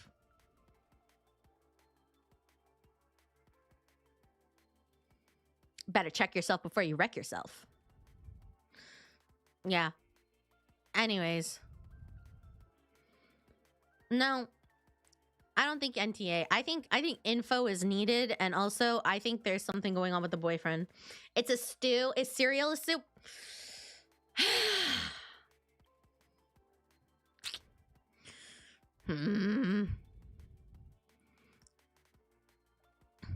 Oh, Grandpa's funeral. Oh, and this one's short. Yeah, I vote YTA. I think that's enough info at this point. That's what I'm. Is water papa soup? Oh, what the frick? Chili is just like a bunch of, but it has watery substance in it. Is mayonnaise an instrument? It is. Am I the a-hole if I don't go to my grandpa's funeral? We weren't close, and I only saw him at Thanksgiving and Christmas. I was advised he had been sick. He missed Christmas due to being in the hospital, but there was never clear communication on how bad it was or what was going on, as I'm not close to that family at all. Well, that's why there was no communication. My friend, you are not, my hair, stop it. I mean, you know, maybe you didn't get, and even only see my dad a few times a year. I also have terrible anxiety anytime I'm with that side of the family, so I feel like going to the funeral would be a massive trigger for me. I could take my meds, but feel like the only reason I would be going is because I would feel judged if I didn't go. More info. I'm not close with my dad because they divorced early on. He was abusive mentally and physically to my mom. Okay, well, that adds context. My grandparents on that side had opportunities to spend time with me. Sorry, I can't read. And they chose not to. Although recently, my grandma on that side has been making more of an effort due to me having a daughter. I'm in my 30s. I always felt ostracized by that side of the family due to the divorce. I hung out with my cousins when I was younger, but they always blamed me for things. I was the black sheep of my family. He did not come to my wedding, my daughter's baby shower. Okay. What the frick? I'd go to Moki's funeral? Excuse me. I was typing. Yeah, that's important. I was typing way too. I mean, not close. His parents were abusive. His grandpa didn't spend time with them, but his grandma's making an effort and seems to have made an effort. And the cousins didn't like them either on that side of the family. Listen.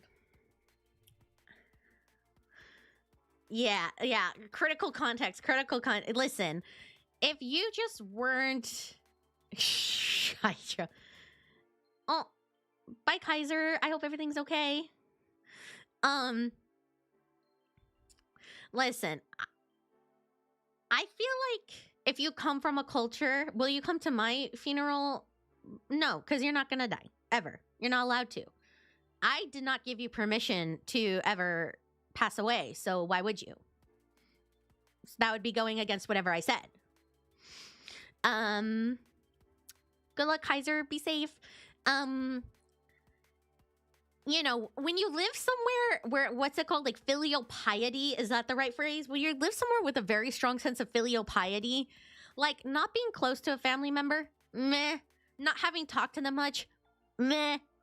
You still need to go. But like the abuse, them not going to your wedding, your baby shower, the second birthday, there's something there. Do I get permission to die eventually? You can submit paperwork and I'll consider it. I say not the a-hole. If you didn't have a bond, do what's best. Yeah, do what's best for you at that point. I should have read the fine print on the contract. Yeah. Yeah, NTA. This is not you. If you're going to just go there and be surrounded by holy terminology. Listen, I'm educated. I'm an educated woman. I say smart things every now and again. I can say a few big words when I want to. I know how to say big words. Occasionally. But, that was a cough, not sneeze. But yeah, as I said, if you were not close with them and there was a lot of abuse on that side of the family and it was really messed up, then you shouldn't go, especially if it's gonna ruin your mental health. So it isn't just water it's water, but it's water from thousands and thousands of years of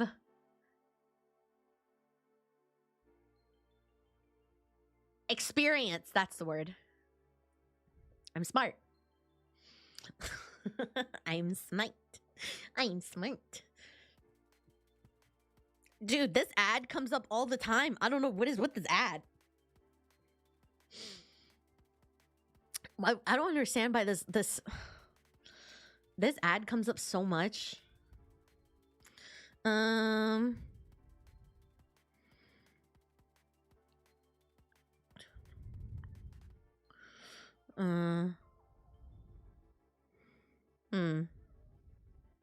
don't know. Some of these seem obvious. Oh, wait. No a-holes here. That's interesting. Let's see this. My algo. I mean, I'm on Incognito. There shouldn't be much algo here. Ancient water from the Ice Age. Did I meet the dinosaurs? Oh, I was still on my home planet then.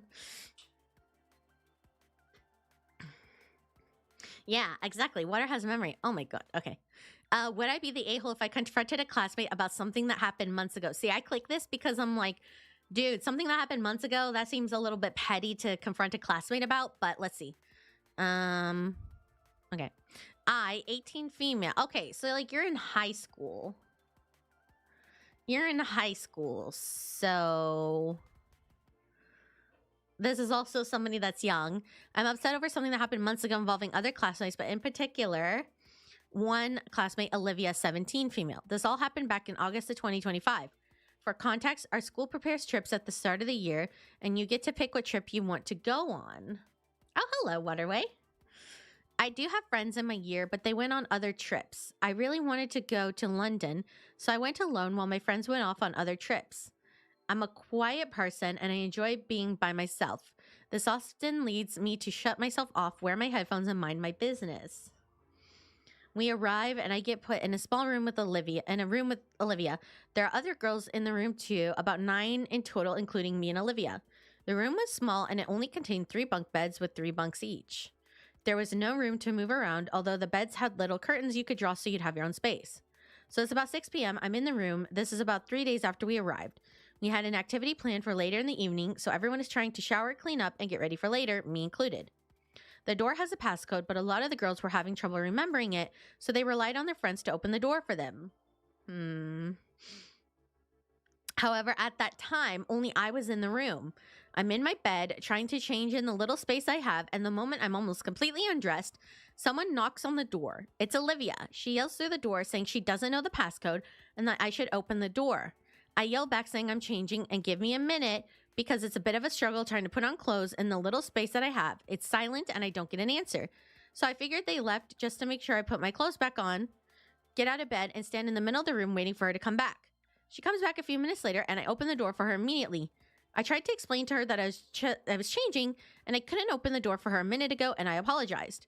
She immediately started yelling at me, saying that I should have just opened the door for her and that I'm just a lonely nobody and I should listen to her and do what she says. She keeps insulting me and I don't really say anything because I'm kind of baffled. Her friend comes in and kind of tells Olivia to shush and that it's worthless trying to teach me. This sounds fake. I'm going to be honest. This sounds kind of fake. Again, I'm just baffled, so I stay quiet. I go back to my bed and Olivia turns around, leaves the room, and calls me a quiet weirdo. It kind of ended there. So fast forward to today, and every time she looks at me, she starts laughing and whispering to her friends. I mean, this sounds a little bit like a fake, but high schoolers do just suck. I mean, here's the thing. Would confronting her do anything except maybe get out some anger? I mean, would you be the a-hole if you confronted her for being an a-hole? I mean, it could depend. Oh, hello, everybody. It would kind of depend. But I'm just kind of like, why would you want to talk to her? I'm just curious. Yeah, the issue here is less than the ongoing bullying. Yeah, you wouldn't be the a-hole. Exactly. I don't think she would be the a-hole. But what would confronting her about it, like, what would you even say, right? Like, in a scenario like that, what do you say? I should try throwing down. Yeah. I agree, yes, man. Not the a-hole, but you have to do it right. Yeah, exactly.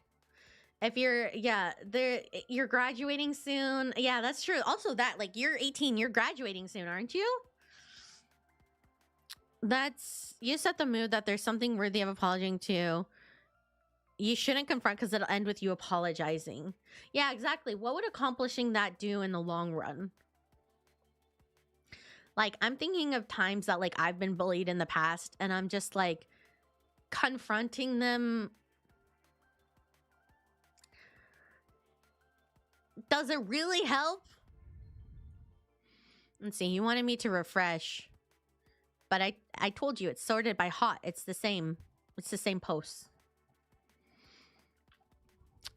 But yeah, no, I'm not immune.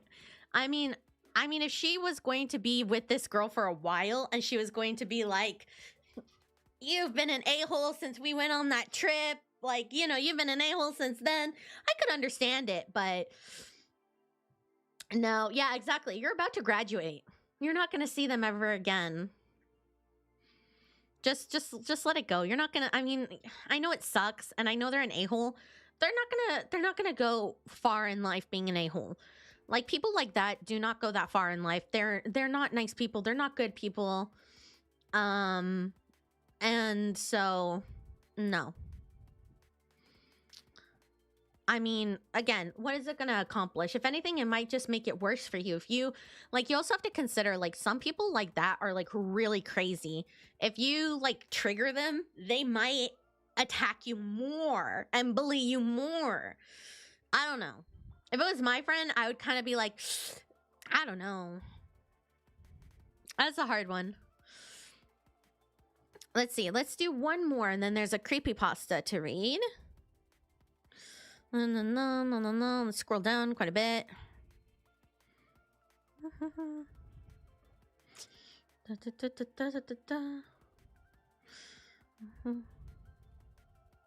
Okay, we need to scroll back down all the way. So we're passing judgment on Am I the A-hole stories. Oh, let's see, another birthday post. Am I the a-hole? Today is my male 33 birthday. Another 30 years old person. This was hotly debated in the other post about her birthday. So now we have a male in his 30s birthday. I'm not typically someone who likes or looks for a lot of attention on my birthday because historically my birthday always lands on a busy day or something happens. I understand this is no one's fault. It's the luck of the day. Historically, my birthday always had something I didn't enjoy, like tests at school as a kid/university student, weather where I am can be predictable at this time of year, minus 35 and blizzarding, or plus 15 and balmy. So I've had parties canceled on the day, or I was trapped alone somewhere because of road closures. I was even fired on my birthday just before COVID locked the world down. People in their 30s always seemed elderly to me. And because of that, it took a couple years to recover financially from it all. So I was also refusing to get presents because we simply couldn't afford it. So the last 5 or 6 years, I've kind of just been wanting to treat it as more or less any other day. Ultimately, I'm a grown-up, middle-aged birthday. 30s middle-aged?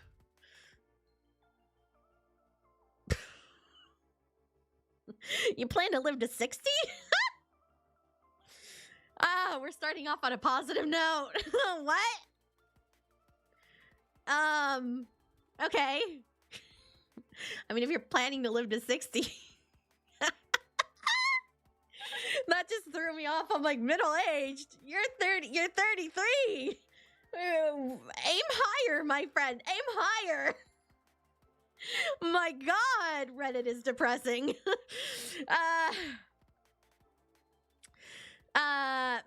Shouldn't be an accomplishment with the exception of like every 5-year ones. Even then, meh. And it might sound pretentious, but I don't feel as though I should really have to plan my own birthday when I already don't give a damn about it. Brother. This guy is already annoying me. I'm already annoyed by this man. This man has already annoyed me.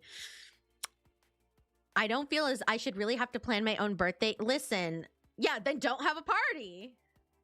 Like, I feel like once you're over the age of like 18, do you know how busy people are? Like, someone's honking outside. Like when you're over the age of 18 and up, like, people are busy. You need to plan your own party. Like, unless you have friends that like are really party planners. Like, this person sounds miserable. 25 is young adult. 5 years later, you're old. I mean, he called it middle-aged. He's aiming low. But, that's crazy. This is already crazy to me because I'm like, I like planning my own party. I mean, I don't really have birthday parties that much anymore, but I mean, like, I love planning stuff. Like, it's fun to me. Why are you... Anyways, this morning, my wife... Oh, he's married. interesting, was getting ready for work, and she said happy birthday to me, and I said thank you. Yeah, you guys are all babies compared to me. And she said, I'm glad we had another year of you, which I chuckled and said thanks awkwardly. And she said, we seem to have such different opinions on how birthdays feel. And I replied with, because I don't feel like it's been a special day. I just have to renew my license, in a joking tone. But she then said, well, but we have had lots of good parties on your birthday and have had fun before, which I agreed with. But I pointed out I usually then end up having to be the one that cooks and gets the house ready for it, or essentially hosts it all, because I'm usually off work this time of year. I work seasonal from spring to fall, and that took away a lot of the special for me, because it was just more work that I had to do.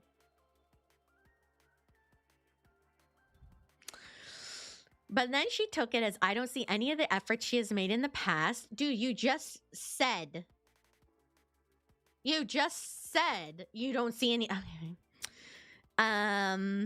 To make me feel special on my birthday, which isn't at all what I was saying. And I did clarify and point out the things she has done to try for me, that it's not gone unnoticed, but that doesn't change that my birthday is just so is your birthday just another day or not?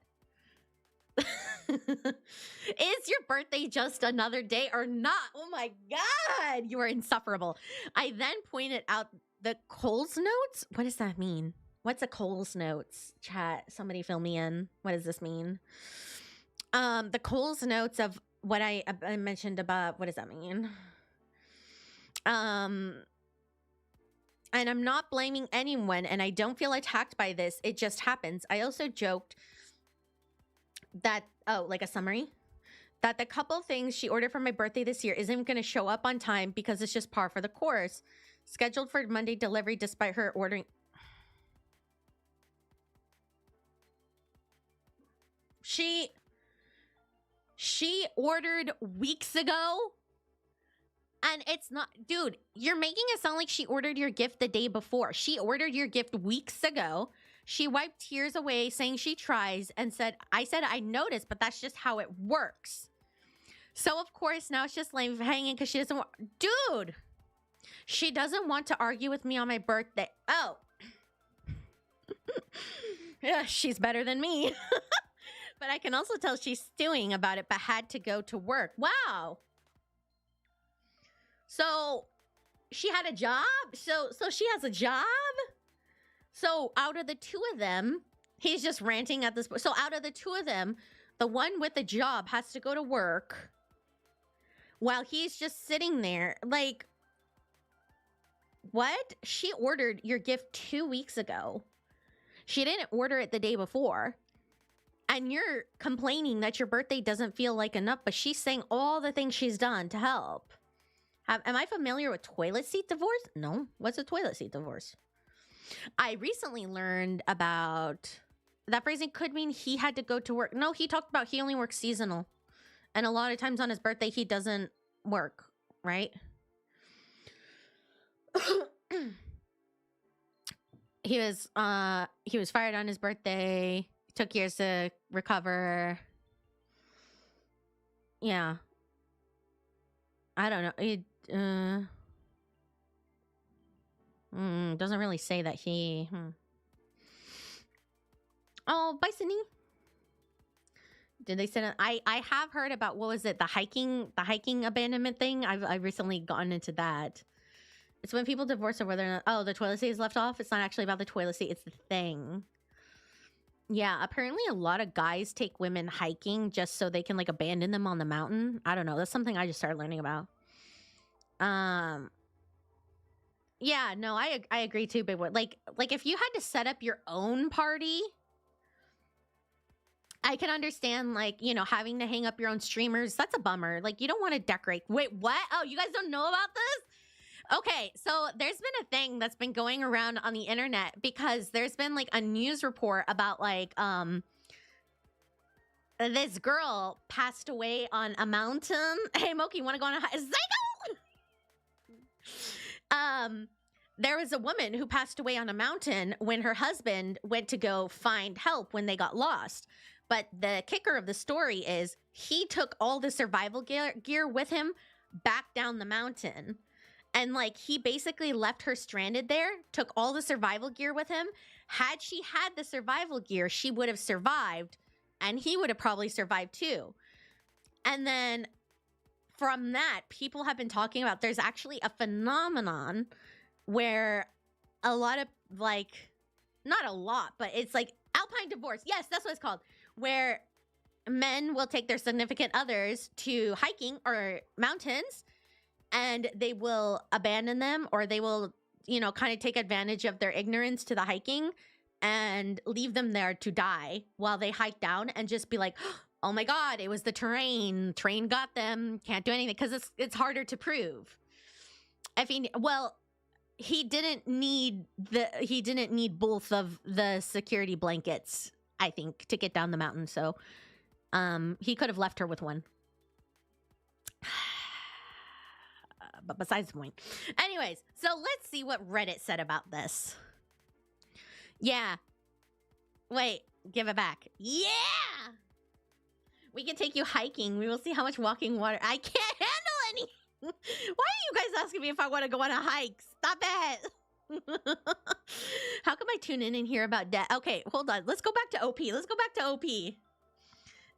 Since it's normal than yeah, exactly. When you get busy, your birthdays start to become this weird thing.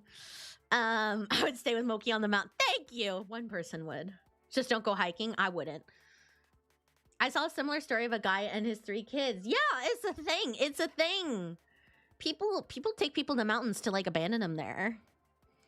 Fun fact, I would not go hiking anyways. So good luck alpine divorcing me, because if I was going to a mountain, you would probably assume I'm suicidal. Anyways, I'm kidding. I'm joking. It was a joke. What if I princess carry you? Anyway, back to OP. Focus. Jingle my keys. I need a key jingle. Jingle, jingle, jingle, jingle, jingle, jingle, jingle, jingle, jingle, jingle, jingle the keys, jingle the keys, jingle the keys. Okay, YTA, good. Oh, the OMG, you're so much the AAH. Let me play my violin while you lament further about all the sucky events that you've endured around your birthdays. You need to either just forget about it and let everyone know not to do a thing, or understand as an adult that the idealized celebration we've imagined rarely happen. Apologize to your wife too, you sad sack. I love this. This is me.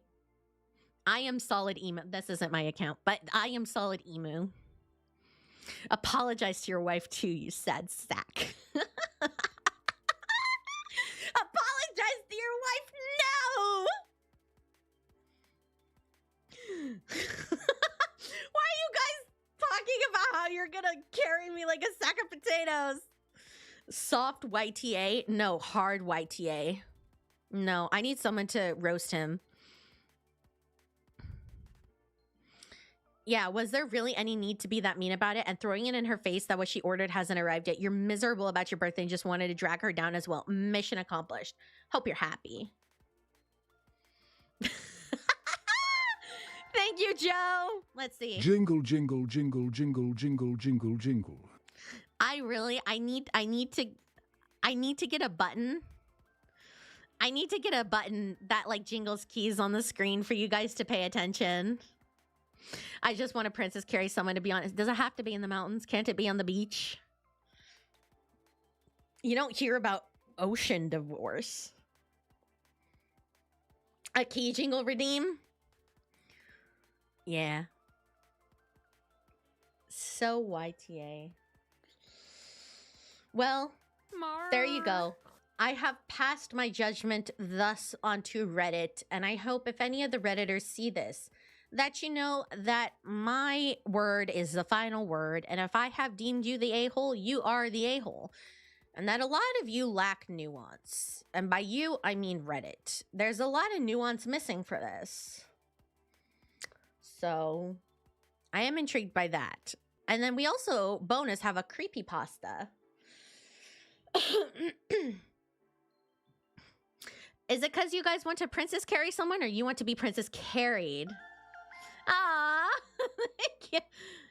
I'll let Waterpup read this. I think it's because we just crave feeling strong, and the touch of another living being lol. Oh, that's really sweet, though. Oh, that's cute. Oh, I think that's cute. You guys just want to feel strong and touching another living being. That's cute. But not on a mountain. Not on a mountain. No. No. I'll take the beach. Not on a mountain. What happened to my face? I don't know. What happened to your face? Not on a mountain. I'll take beach. A park. I don't know where else. The ocean divorce. Fun fact: there's this famous sapphic icon in China had a boyfriend. They went out sailing in Bali, and he didn't return. What a tragedy! Sapphic icon boyfriend? Question mark? Hello. Not on a mountain. How? Why do you guys want to alpine divorce me? Okay, so we got this no sleep creepypasta sent to me. We should do a creepypasta reading next time, but I'll start with this one first. This is, I took a job as a fire lookout in the middle of the woods. I found a strange set of rules to follow the first night.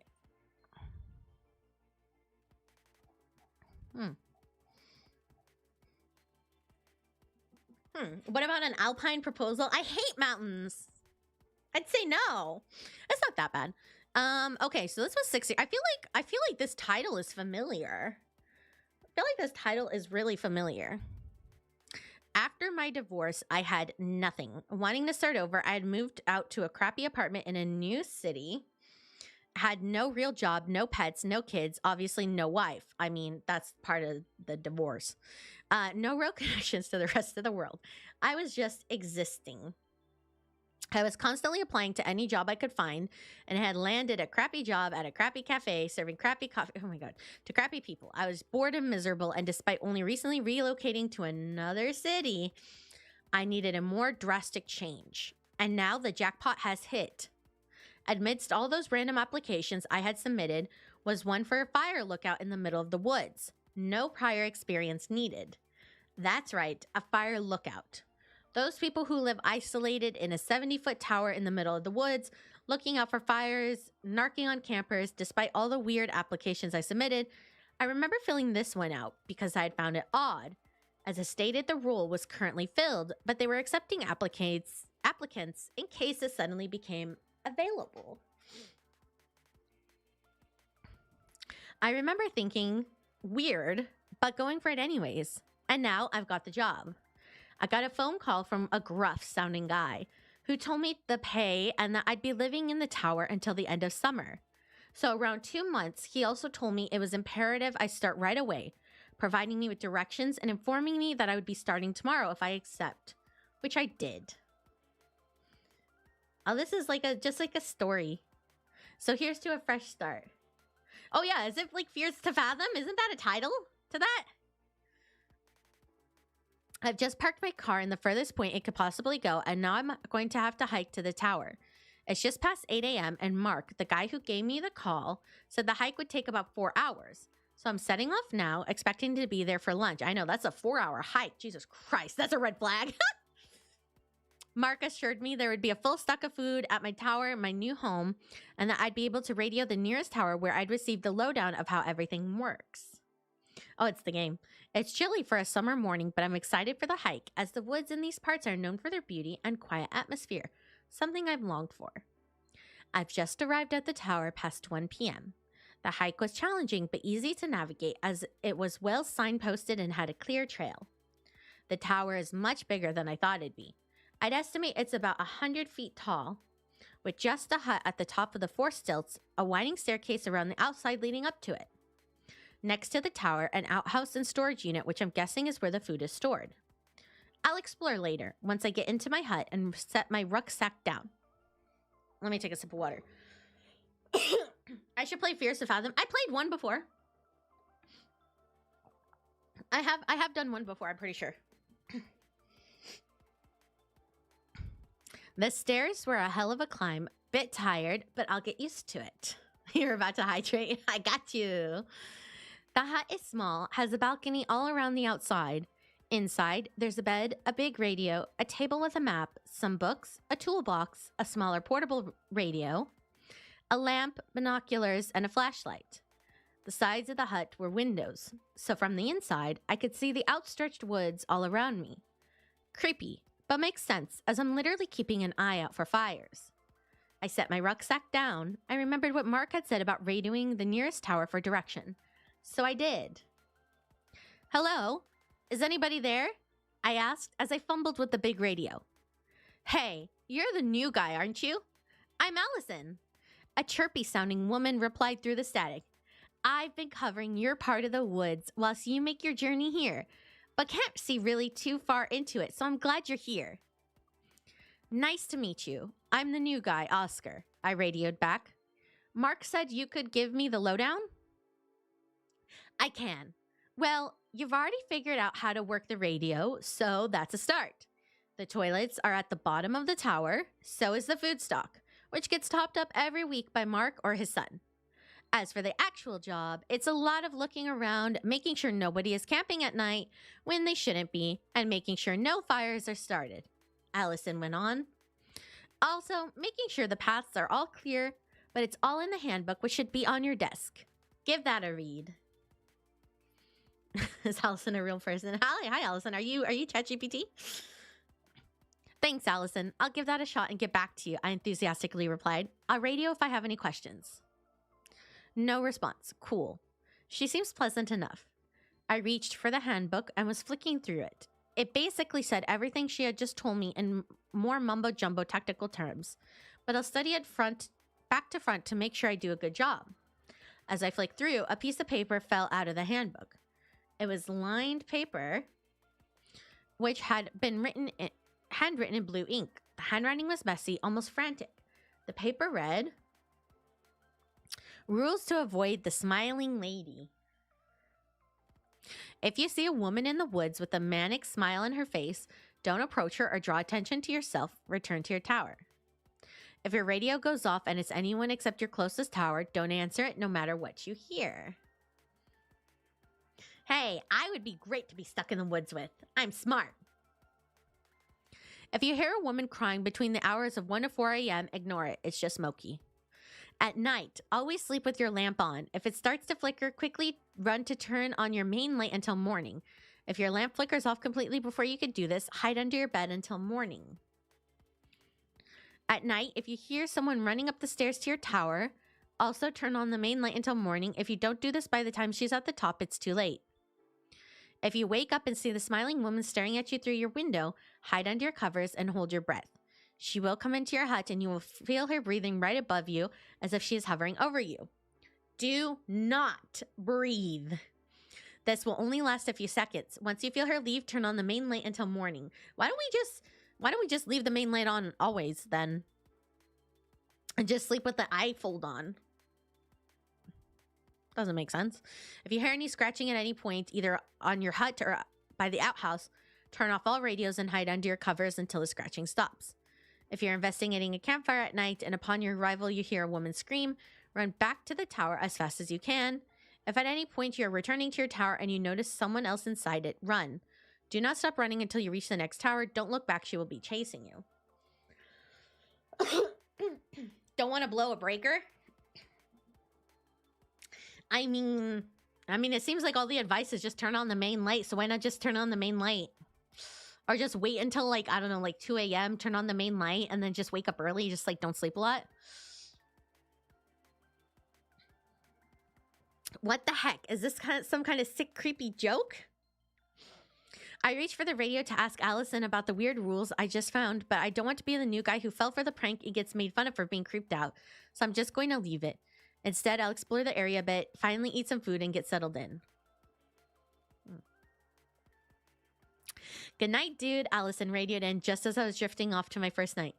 I jolted out of sleep with the fright and hastily radioed back. Night, Allison. Thanks for the help today. My first day was done. After eating, I had explored the woods and become acquainted with the machete used for clearing paths, which was great stress relief. Huh? Is he gonna machete the ghost? I had also read up on some of the law of the woods and further responsibilities of the job. Allison had popped up occasionally just to check in, but I never brought up the weird rules I found. But now I was wide awake, probably from the fright I had gotten from the radio she gave, wishing me good night. I stood up out of bed and looked around me, seeing nothing but the forest. It was dark and creepy, but the darkness was a good thing. No fires. I knew that at night there were other watchers. Less were needed as fires are much easier to spot at night, but it was still important that I knew what to do if it was me who spotted one. I was just about to hop back into bed when I heard a scratching noise. That's strange, but it's probably an animal down by the storage box, scratching trying to get in. Jumping into bed, tired after the first day, I reached down to turn my lamp off. Just as I do this, the scratching got faster, almost as if whatever is making it is getting excited. I move my hand away from the lamp switch and the scratching slows. That's weird. What else is weird is the scratching seems almost methodical. It has a rhythm to it. Suddenly, both my radios start to emit a high-pitched noise. What the frick? Pooping myself, I hopped out of bed and turned off the portable radio.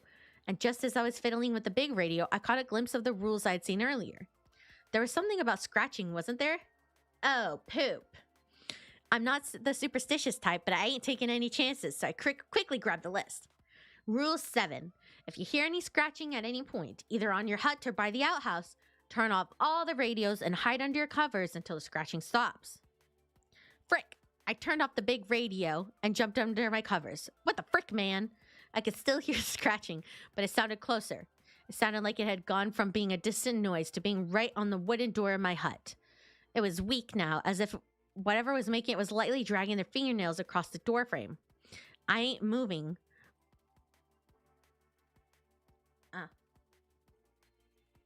What the frick is that? It's the next morning. I had eventually fallen asleep under the covers last night. The scratching had stopped, but I didn't move from my covers at all, eventually letting tiredness take over. Looking back, I feel kind of stupid. I'm in the woods, and there's a lot of animals. Radios could pick up all types of feedback. I guess it makes sense that the first night was the hardest, trying to adjust living 100 feet up alone in the middle of the woods. Ah, well, I'm going to make the most of my day today. So this is the first one.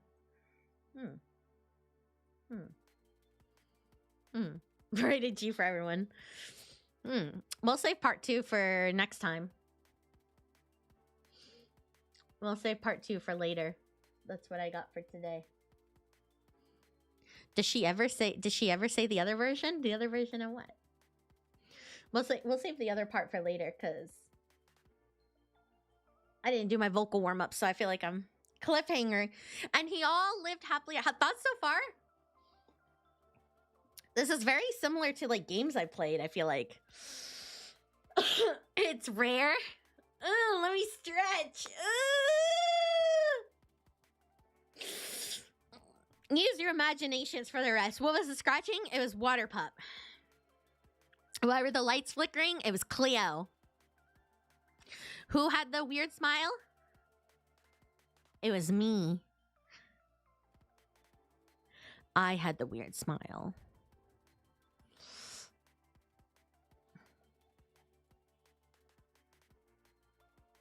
Mauve.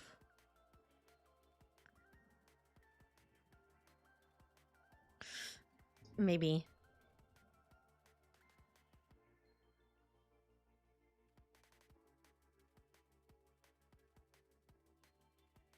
Is this a good enough, creepy smile? It's cute. Weird. Moki, hi. Huh? I do love to look through windows. I do love a good window. I do love a good window. What can I say? What can I say? What can I say?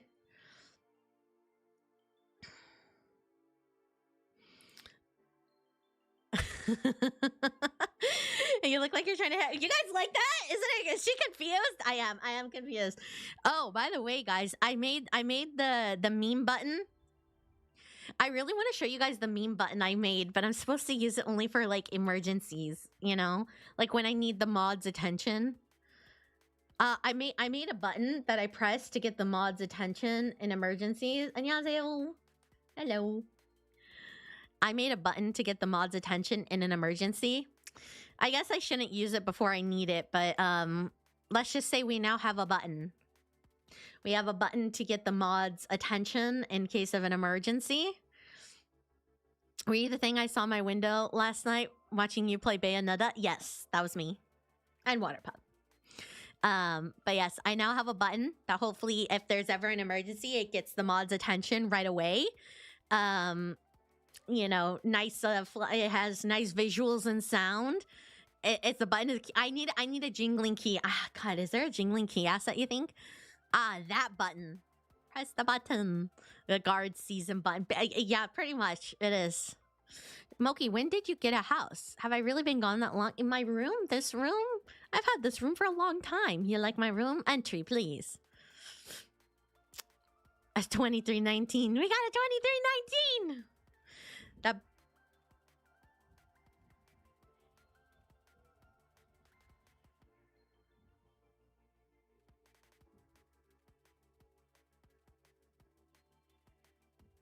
Oh shoot, that scared me. The wind was making the door shake. I have the window open and the door closed. And it's making the door shake, and that scared me so bad. I was like, somebody trying to break in my room? Oh my God, that scared me so bad.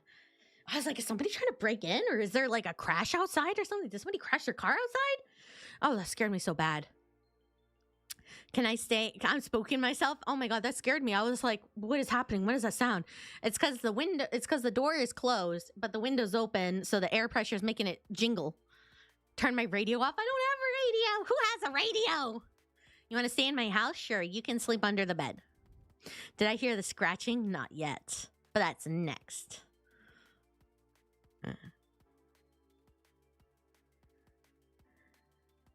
The wind is doing the shaker. I mean, have you guys ever had like the window open and it like slams the door shut? That scares me so bad when that happens. Like when you have like a door open and like a window open and then it like slams the door. Oh, it's so scary when that happens. I hate that. The ghost was trying to reach me about my car's extended warranty. I love that. You don't know how many parts to the story. I feel like there's probably a lot of parts, right? Because they like based games off of that. Or did that come before the games or after?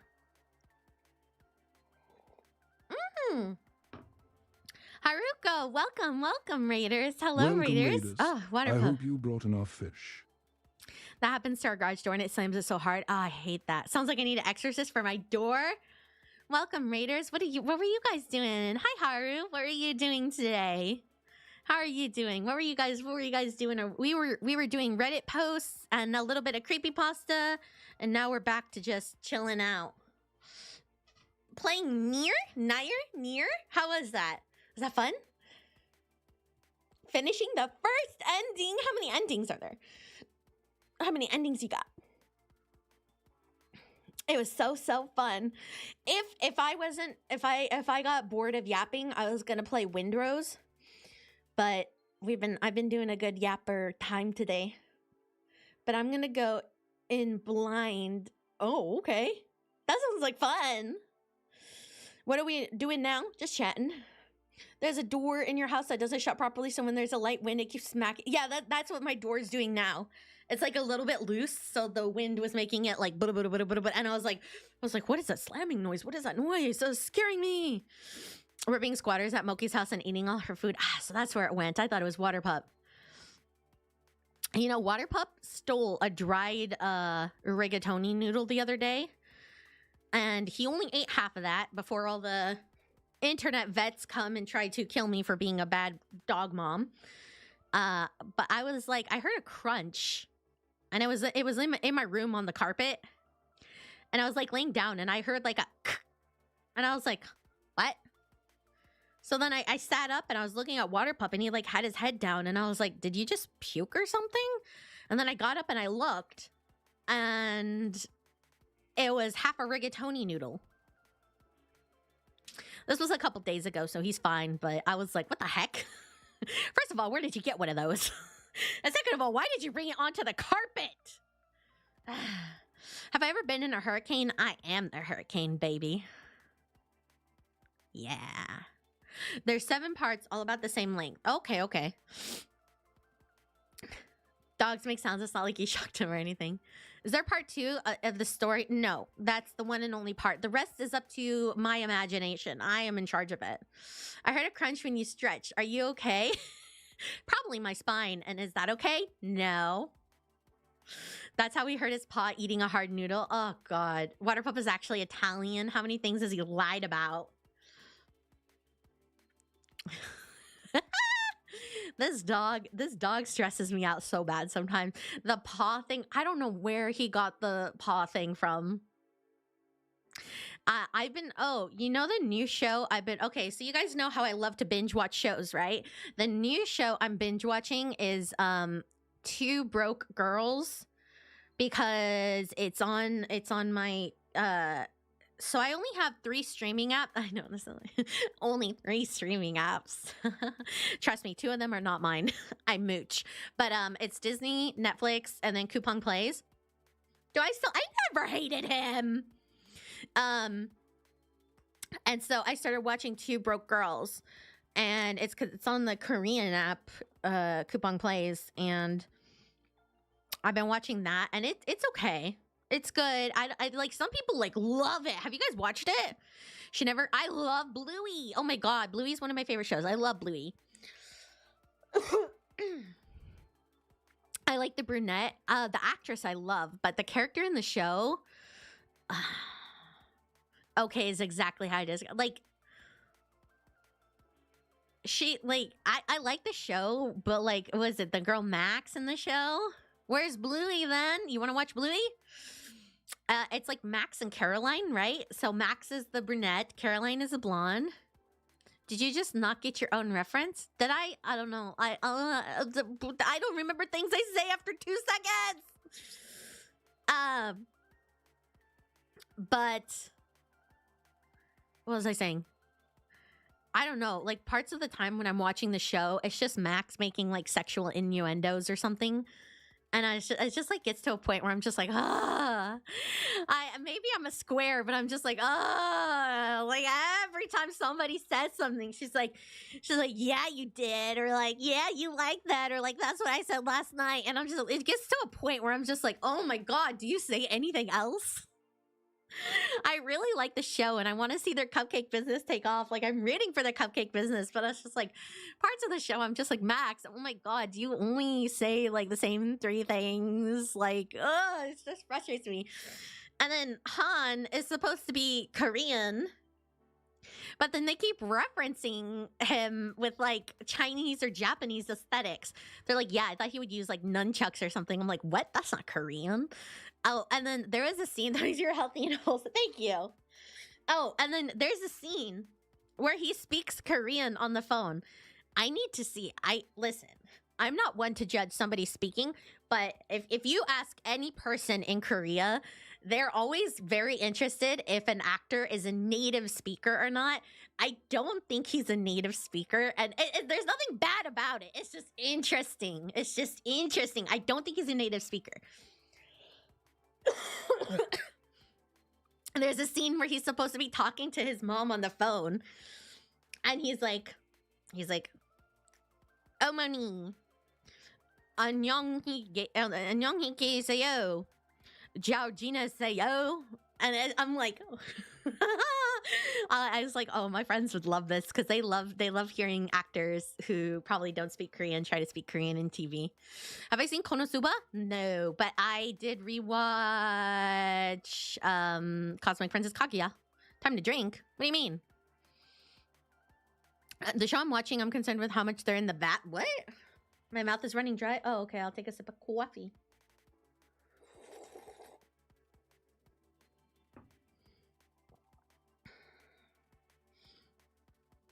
I'm drinking my iced Americano. I made an iced Americano. Girl, watch Konosuba. I know, everybody says that. Okay, listen. Hey, Moki, you're now breathing manually. Have I missed it? Have I missed the stream? Yeah. This is the VOD.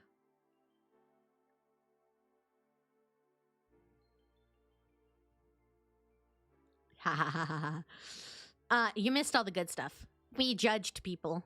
You would have loved it. You would have loved it. This is a live VOD. Welcome, VOD gang.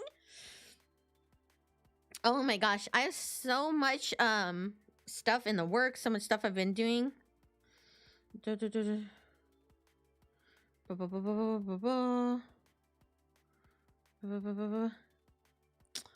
Let's see. Stream just ended. I cast men butt crack. What does that mean?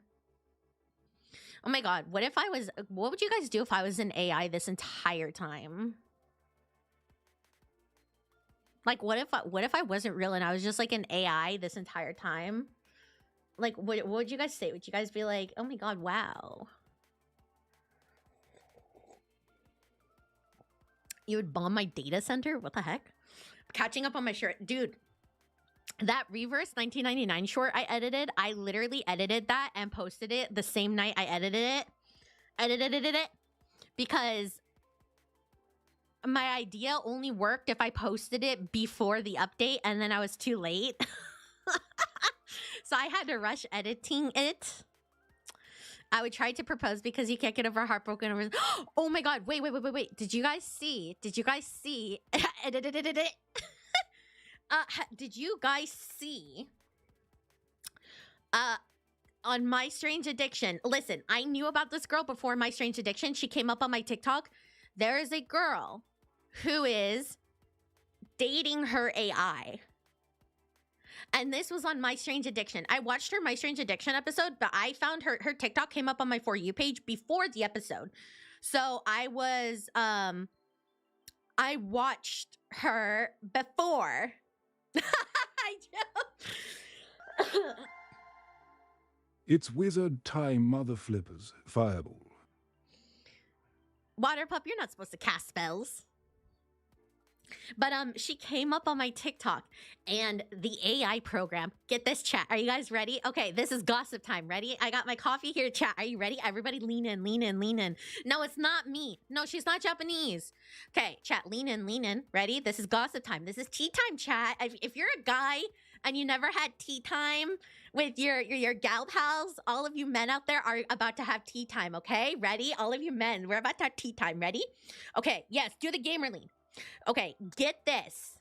So, she's been dating her AI program. And ready? Get this, get this. The minimum subscription tier on that is $750. So she is spending, assumingly, over $1,000. I don't know if it's a week or a month to date her AI boyfriend. Thousands of dollars she spent. She spends thousands on a subscription to keep dating him. Yeah, wait, yeah. She has 2 children. 2 children. And they even saw a therapist together. And he wanted her to get a tattoo. So she got a tattoo for him. Now, listen, I'm not here to judge her. I think she seems like a nice person. Like, I don't think she's a bad person. I'd date someone for $5 and a Christmas. This is cool. No, yeah, IRL children. Like, she has babies. Or she has real children. But, like, I'm just, like, concerned. Like, her kid. Like, first of all, listen, I'm nosy. I'm a little nosy, chat. Can I just be a little nosy for a second? Like, I'm just nosy. Like, you're spending thousands of dollars on this AI subscription so that way you can have all these access to these bonus features. But you also have 2 kids. How are you getting this money? Like, where does this money come from? What job do you have? Like, apparently she works at a grocery store. And I'm like, how do you have money? Moki, you don't have a nose. I do have a nose. But I'm just so like, where does the money? And like, how would this affect the kids, you know? Like, as long as she didn't spend money, yeah, but no, I'm going to be back at work. Thousands of dollars a month plus having 2 children and living in a house. And according to TLC, it's like in Canada. Like, like it doesn't add up, right? Is it me or does this not add up? Like, that's a lot of money. Where is this money coming from?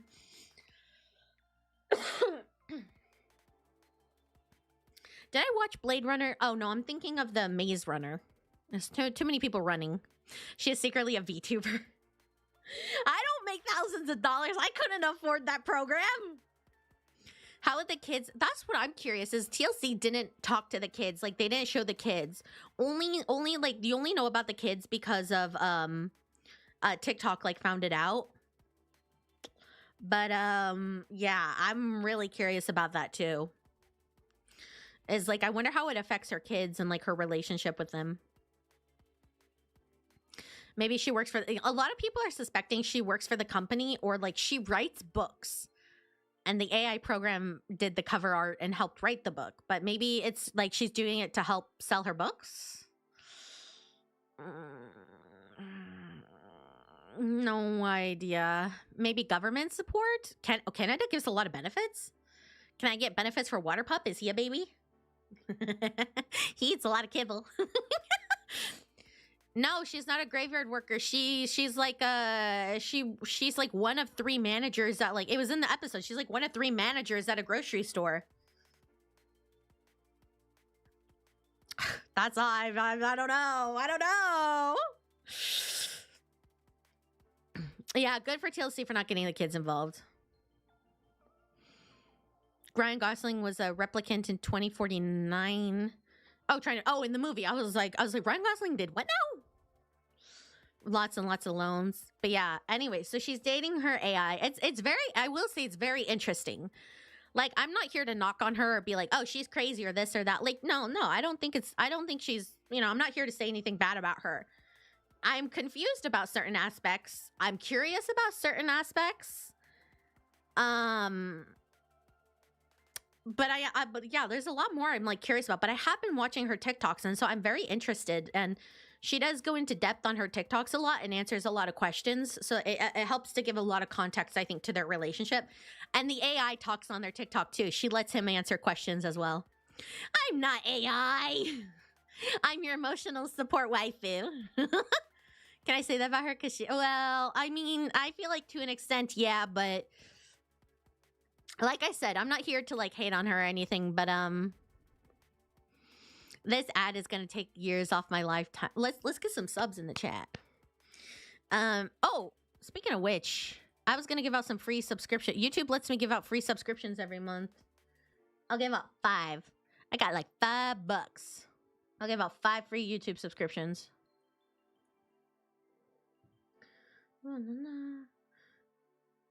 You ain't bought me a ring. Let's see. How do I do this? Let's see. I don't want to show your support. Membership gifting. Here.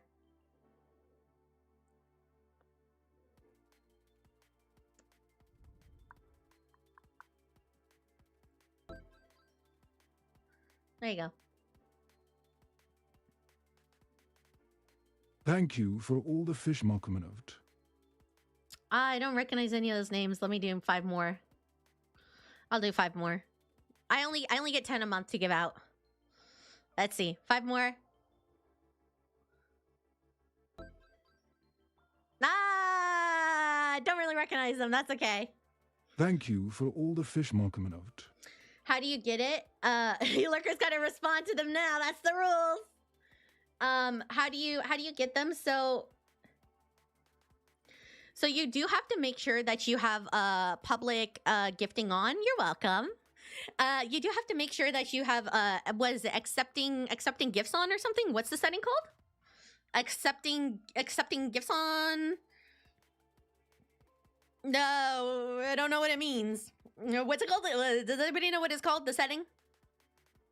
You have to have a setting in your YouTube on where it's like you can accept gifts or else they don't give you gifts. So some people have had that off in the past and then they turn it on and then they're able to get gifted a sub. Twitch does not give me free subs to hand out, but YouTube does let me give out 10 subs. But I don't know what YouTube does. I don't know if it's prioritized people in the chat or from subscriptions overall. Because if it's subscriptions overall, it's almost 10K. So then, that's 10K people you got to battle with for a random membership. But yeah. If I could do I wish Twitch gave me free ones to give out. I feel like it's a good incentive. What does it even do? It just means that if somebody gifts subs, or if I do the 10 subs a month or something, then you're able to get one. If it's off, that means you're not able to get a sub. So people can gift subs on YouTube or memberships, which means you will be given a membership. We pledge allegiance to the Moki. I've definitely gotten subs to channels I'm not currently watching. Yeah, that too. I know on Twitch I have. Like, I remember once I got one for Kuna's channel, and like I wasn't online when it happened, and I was like, where did this come from? I don't remember getting this. But yeah. So on YouTube, if you could get gifted, they're called memberships on YouTube, subs on Twitch, but you can get a membership on YouTube, and then that unlocks. But I cannot gift tier 2 subs or memberships on YouTube. The only ones I can gift on my end for YouTube, at least, is only tier 1. So if you want to be a Guppy Gang Elite, you have to subscribe to that yourself. I've gotten subs to ones you're not watching, ones you went to, like, what? Yeah. Yeah. Moki was a sub to Kuna. I have to use a VPN to buy subscriptions. So recently I bought a sub on Twitch to Kuna's channel. But I don't know if my VPN was on, because I've tried buying subs to like Kisu's channel and stuff, and Twitch won't let me buy anything. I'm not allowed to purchase anything off the Twitch site at all. So I don't know if I had a VPN on or if it just somehow went through, but I'm actually blocked from buying anything on Twitch. So like, I know Kisu once did a fundraiser, and I just had to donate to the site directly, and then I sent them my receipt and I got like a sketch, but I couldn't buy directly onto their stream. Oh, do not feel bad about it. No, I hate hospitals. Do not worry about it. You come back to the Guppy Gang whenever you can. Do not worry. I will try to keep giving out the 10 I get a month and hope it hits you. Do not worry about that. Do not worry.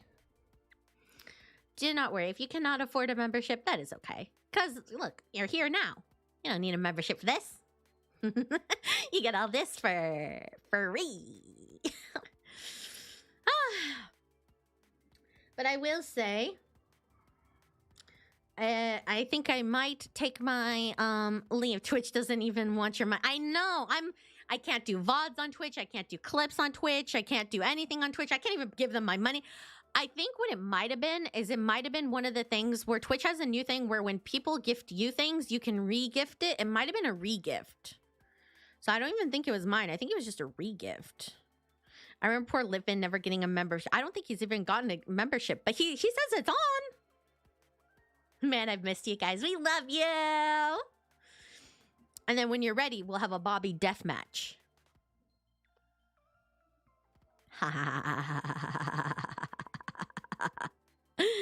Death match of the Bobbies. I'm kidding. Maybe. Anyways, I think I'm going to take my leave here. I think I'm going to head out, have some lunchy lunch, do a little bit of editing. My door, there's so many loud noises going on since I opened that window. It's warm in here. I should have cooled down the room before ahead of time, but there's so many loud noises now. I already died once, Moki. Bring it. Uh-oh. I'm going to tell the other Bobby you said that. But I appreciate you guys. I love you guys. I hope you had fun passing judgment onto poor Redditors. He says it's always on, but it can't be or it's country locked. I know, right? I mean, or you could just be that unlucky.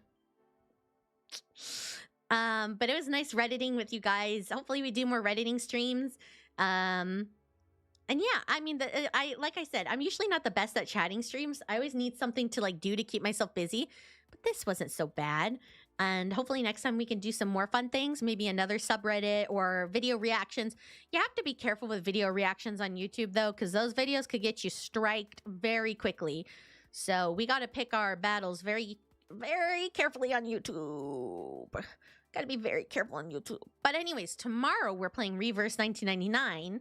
The new chapter is out. And let me tell you, there is a lot of lore coming out.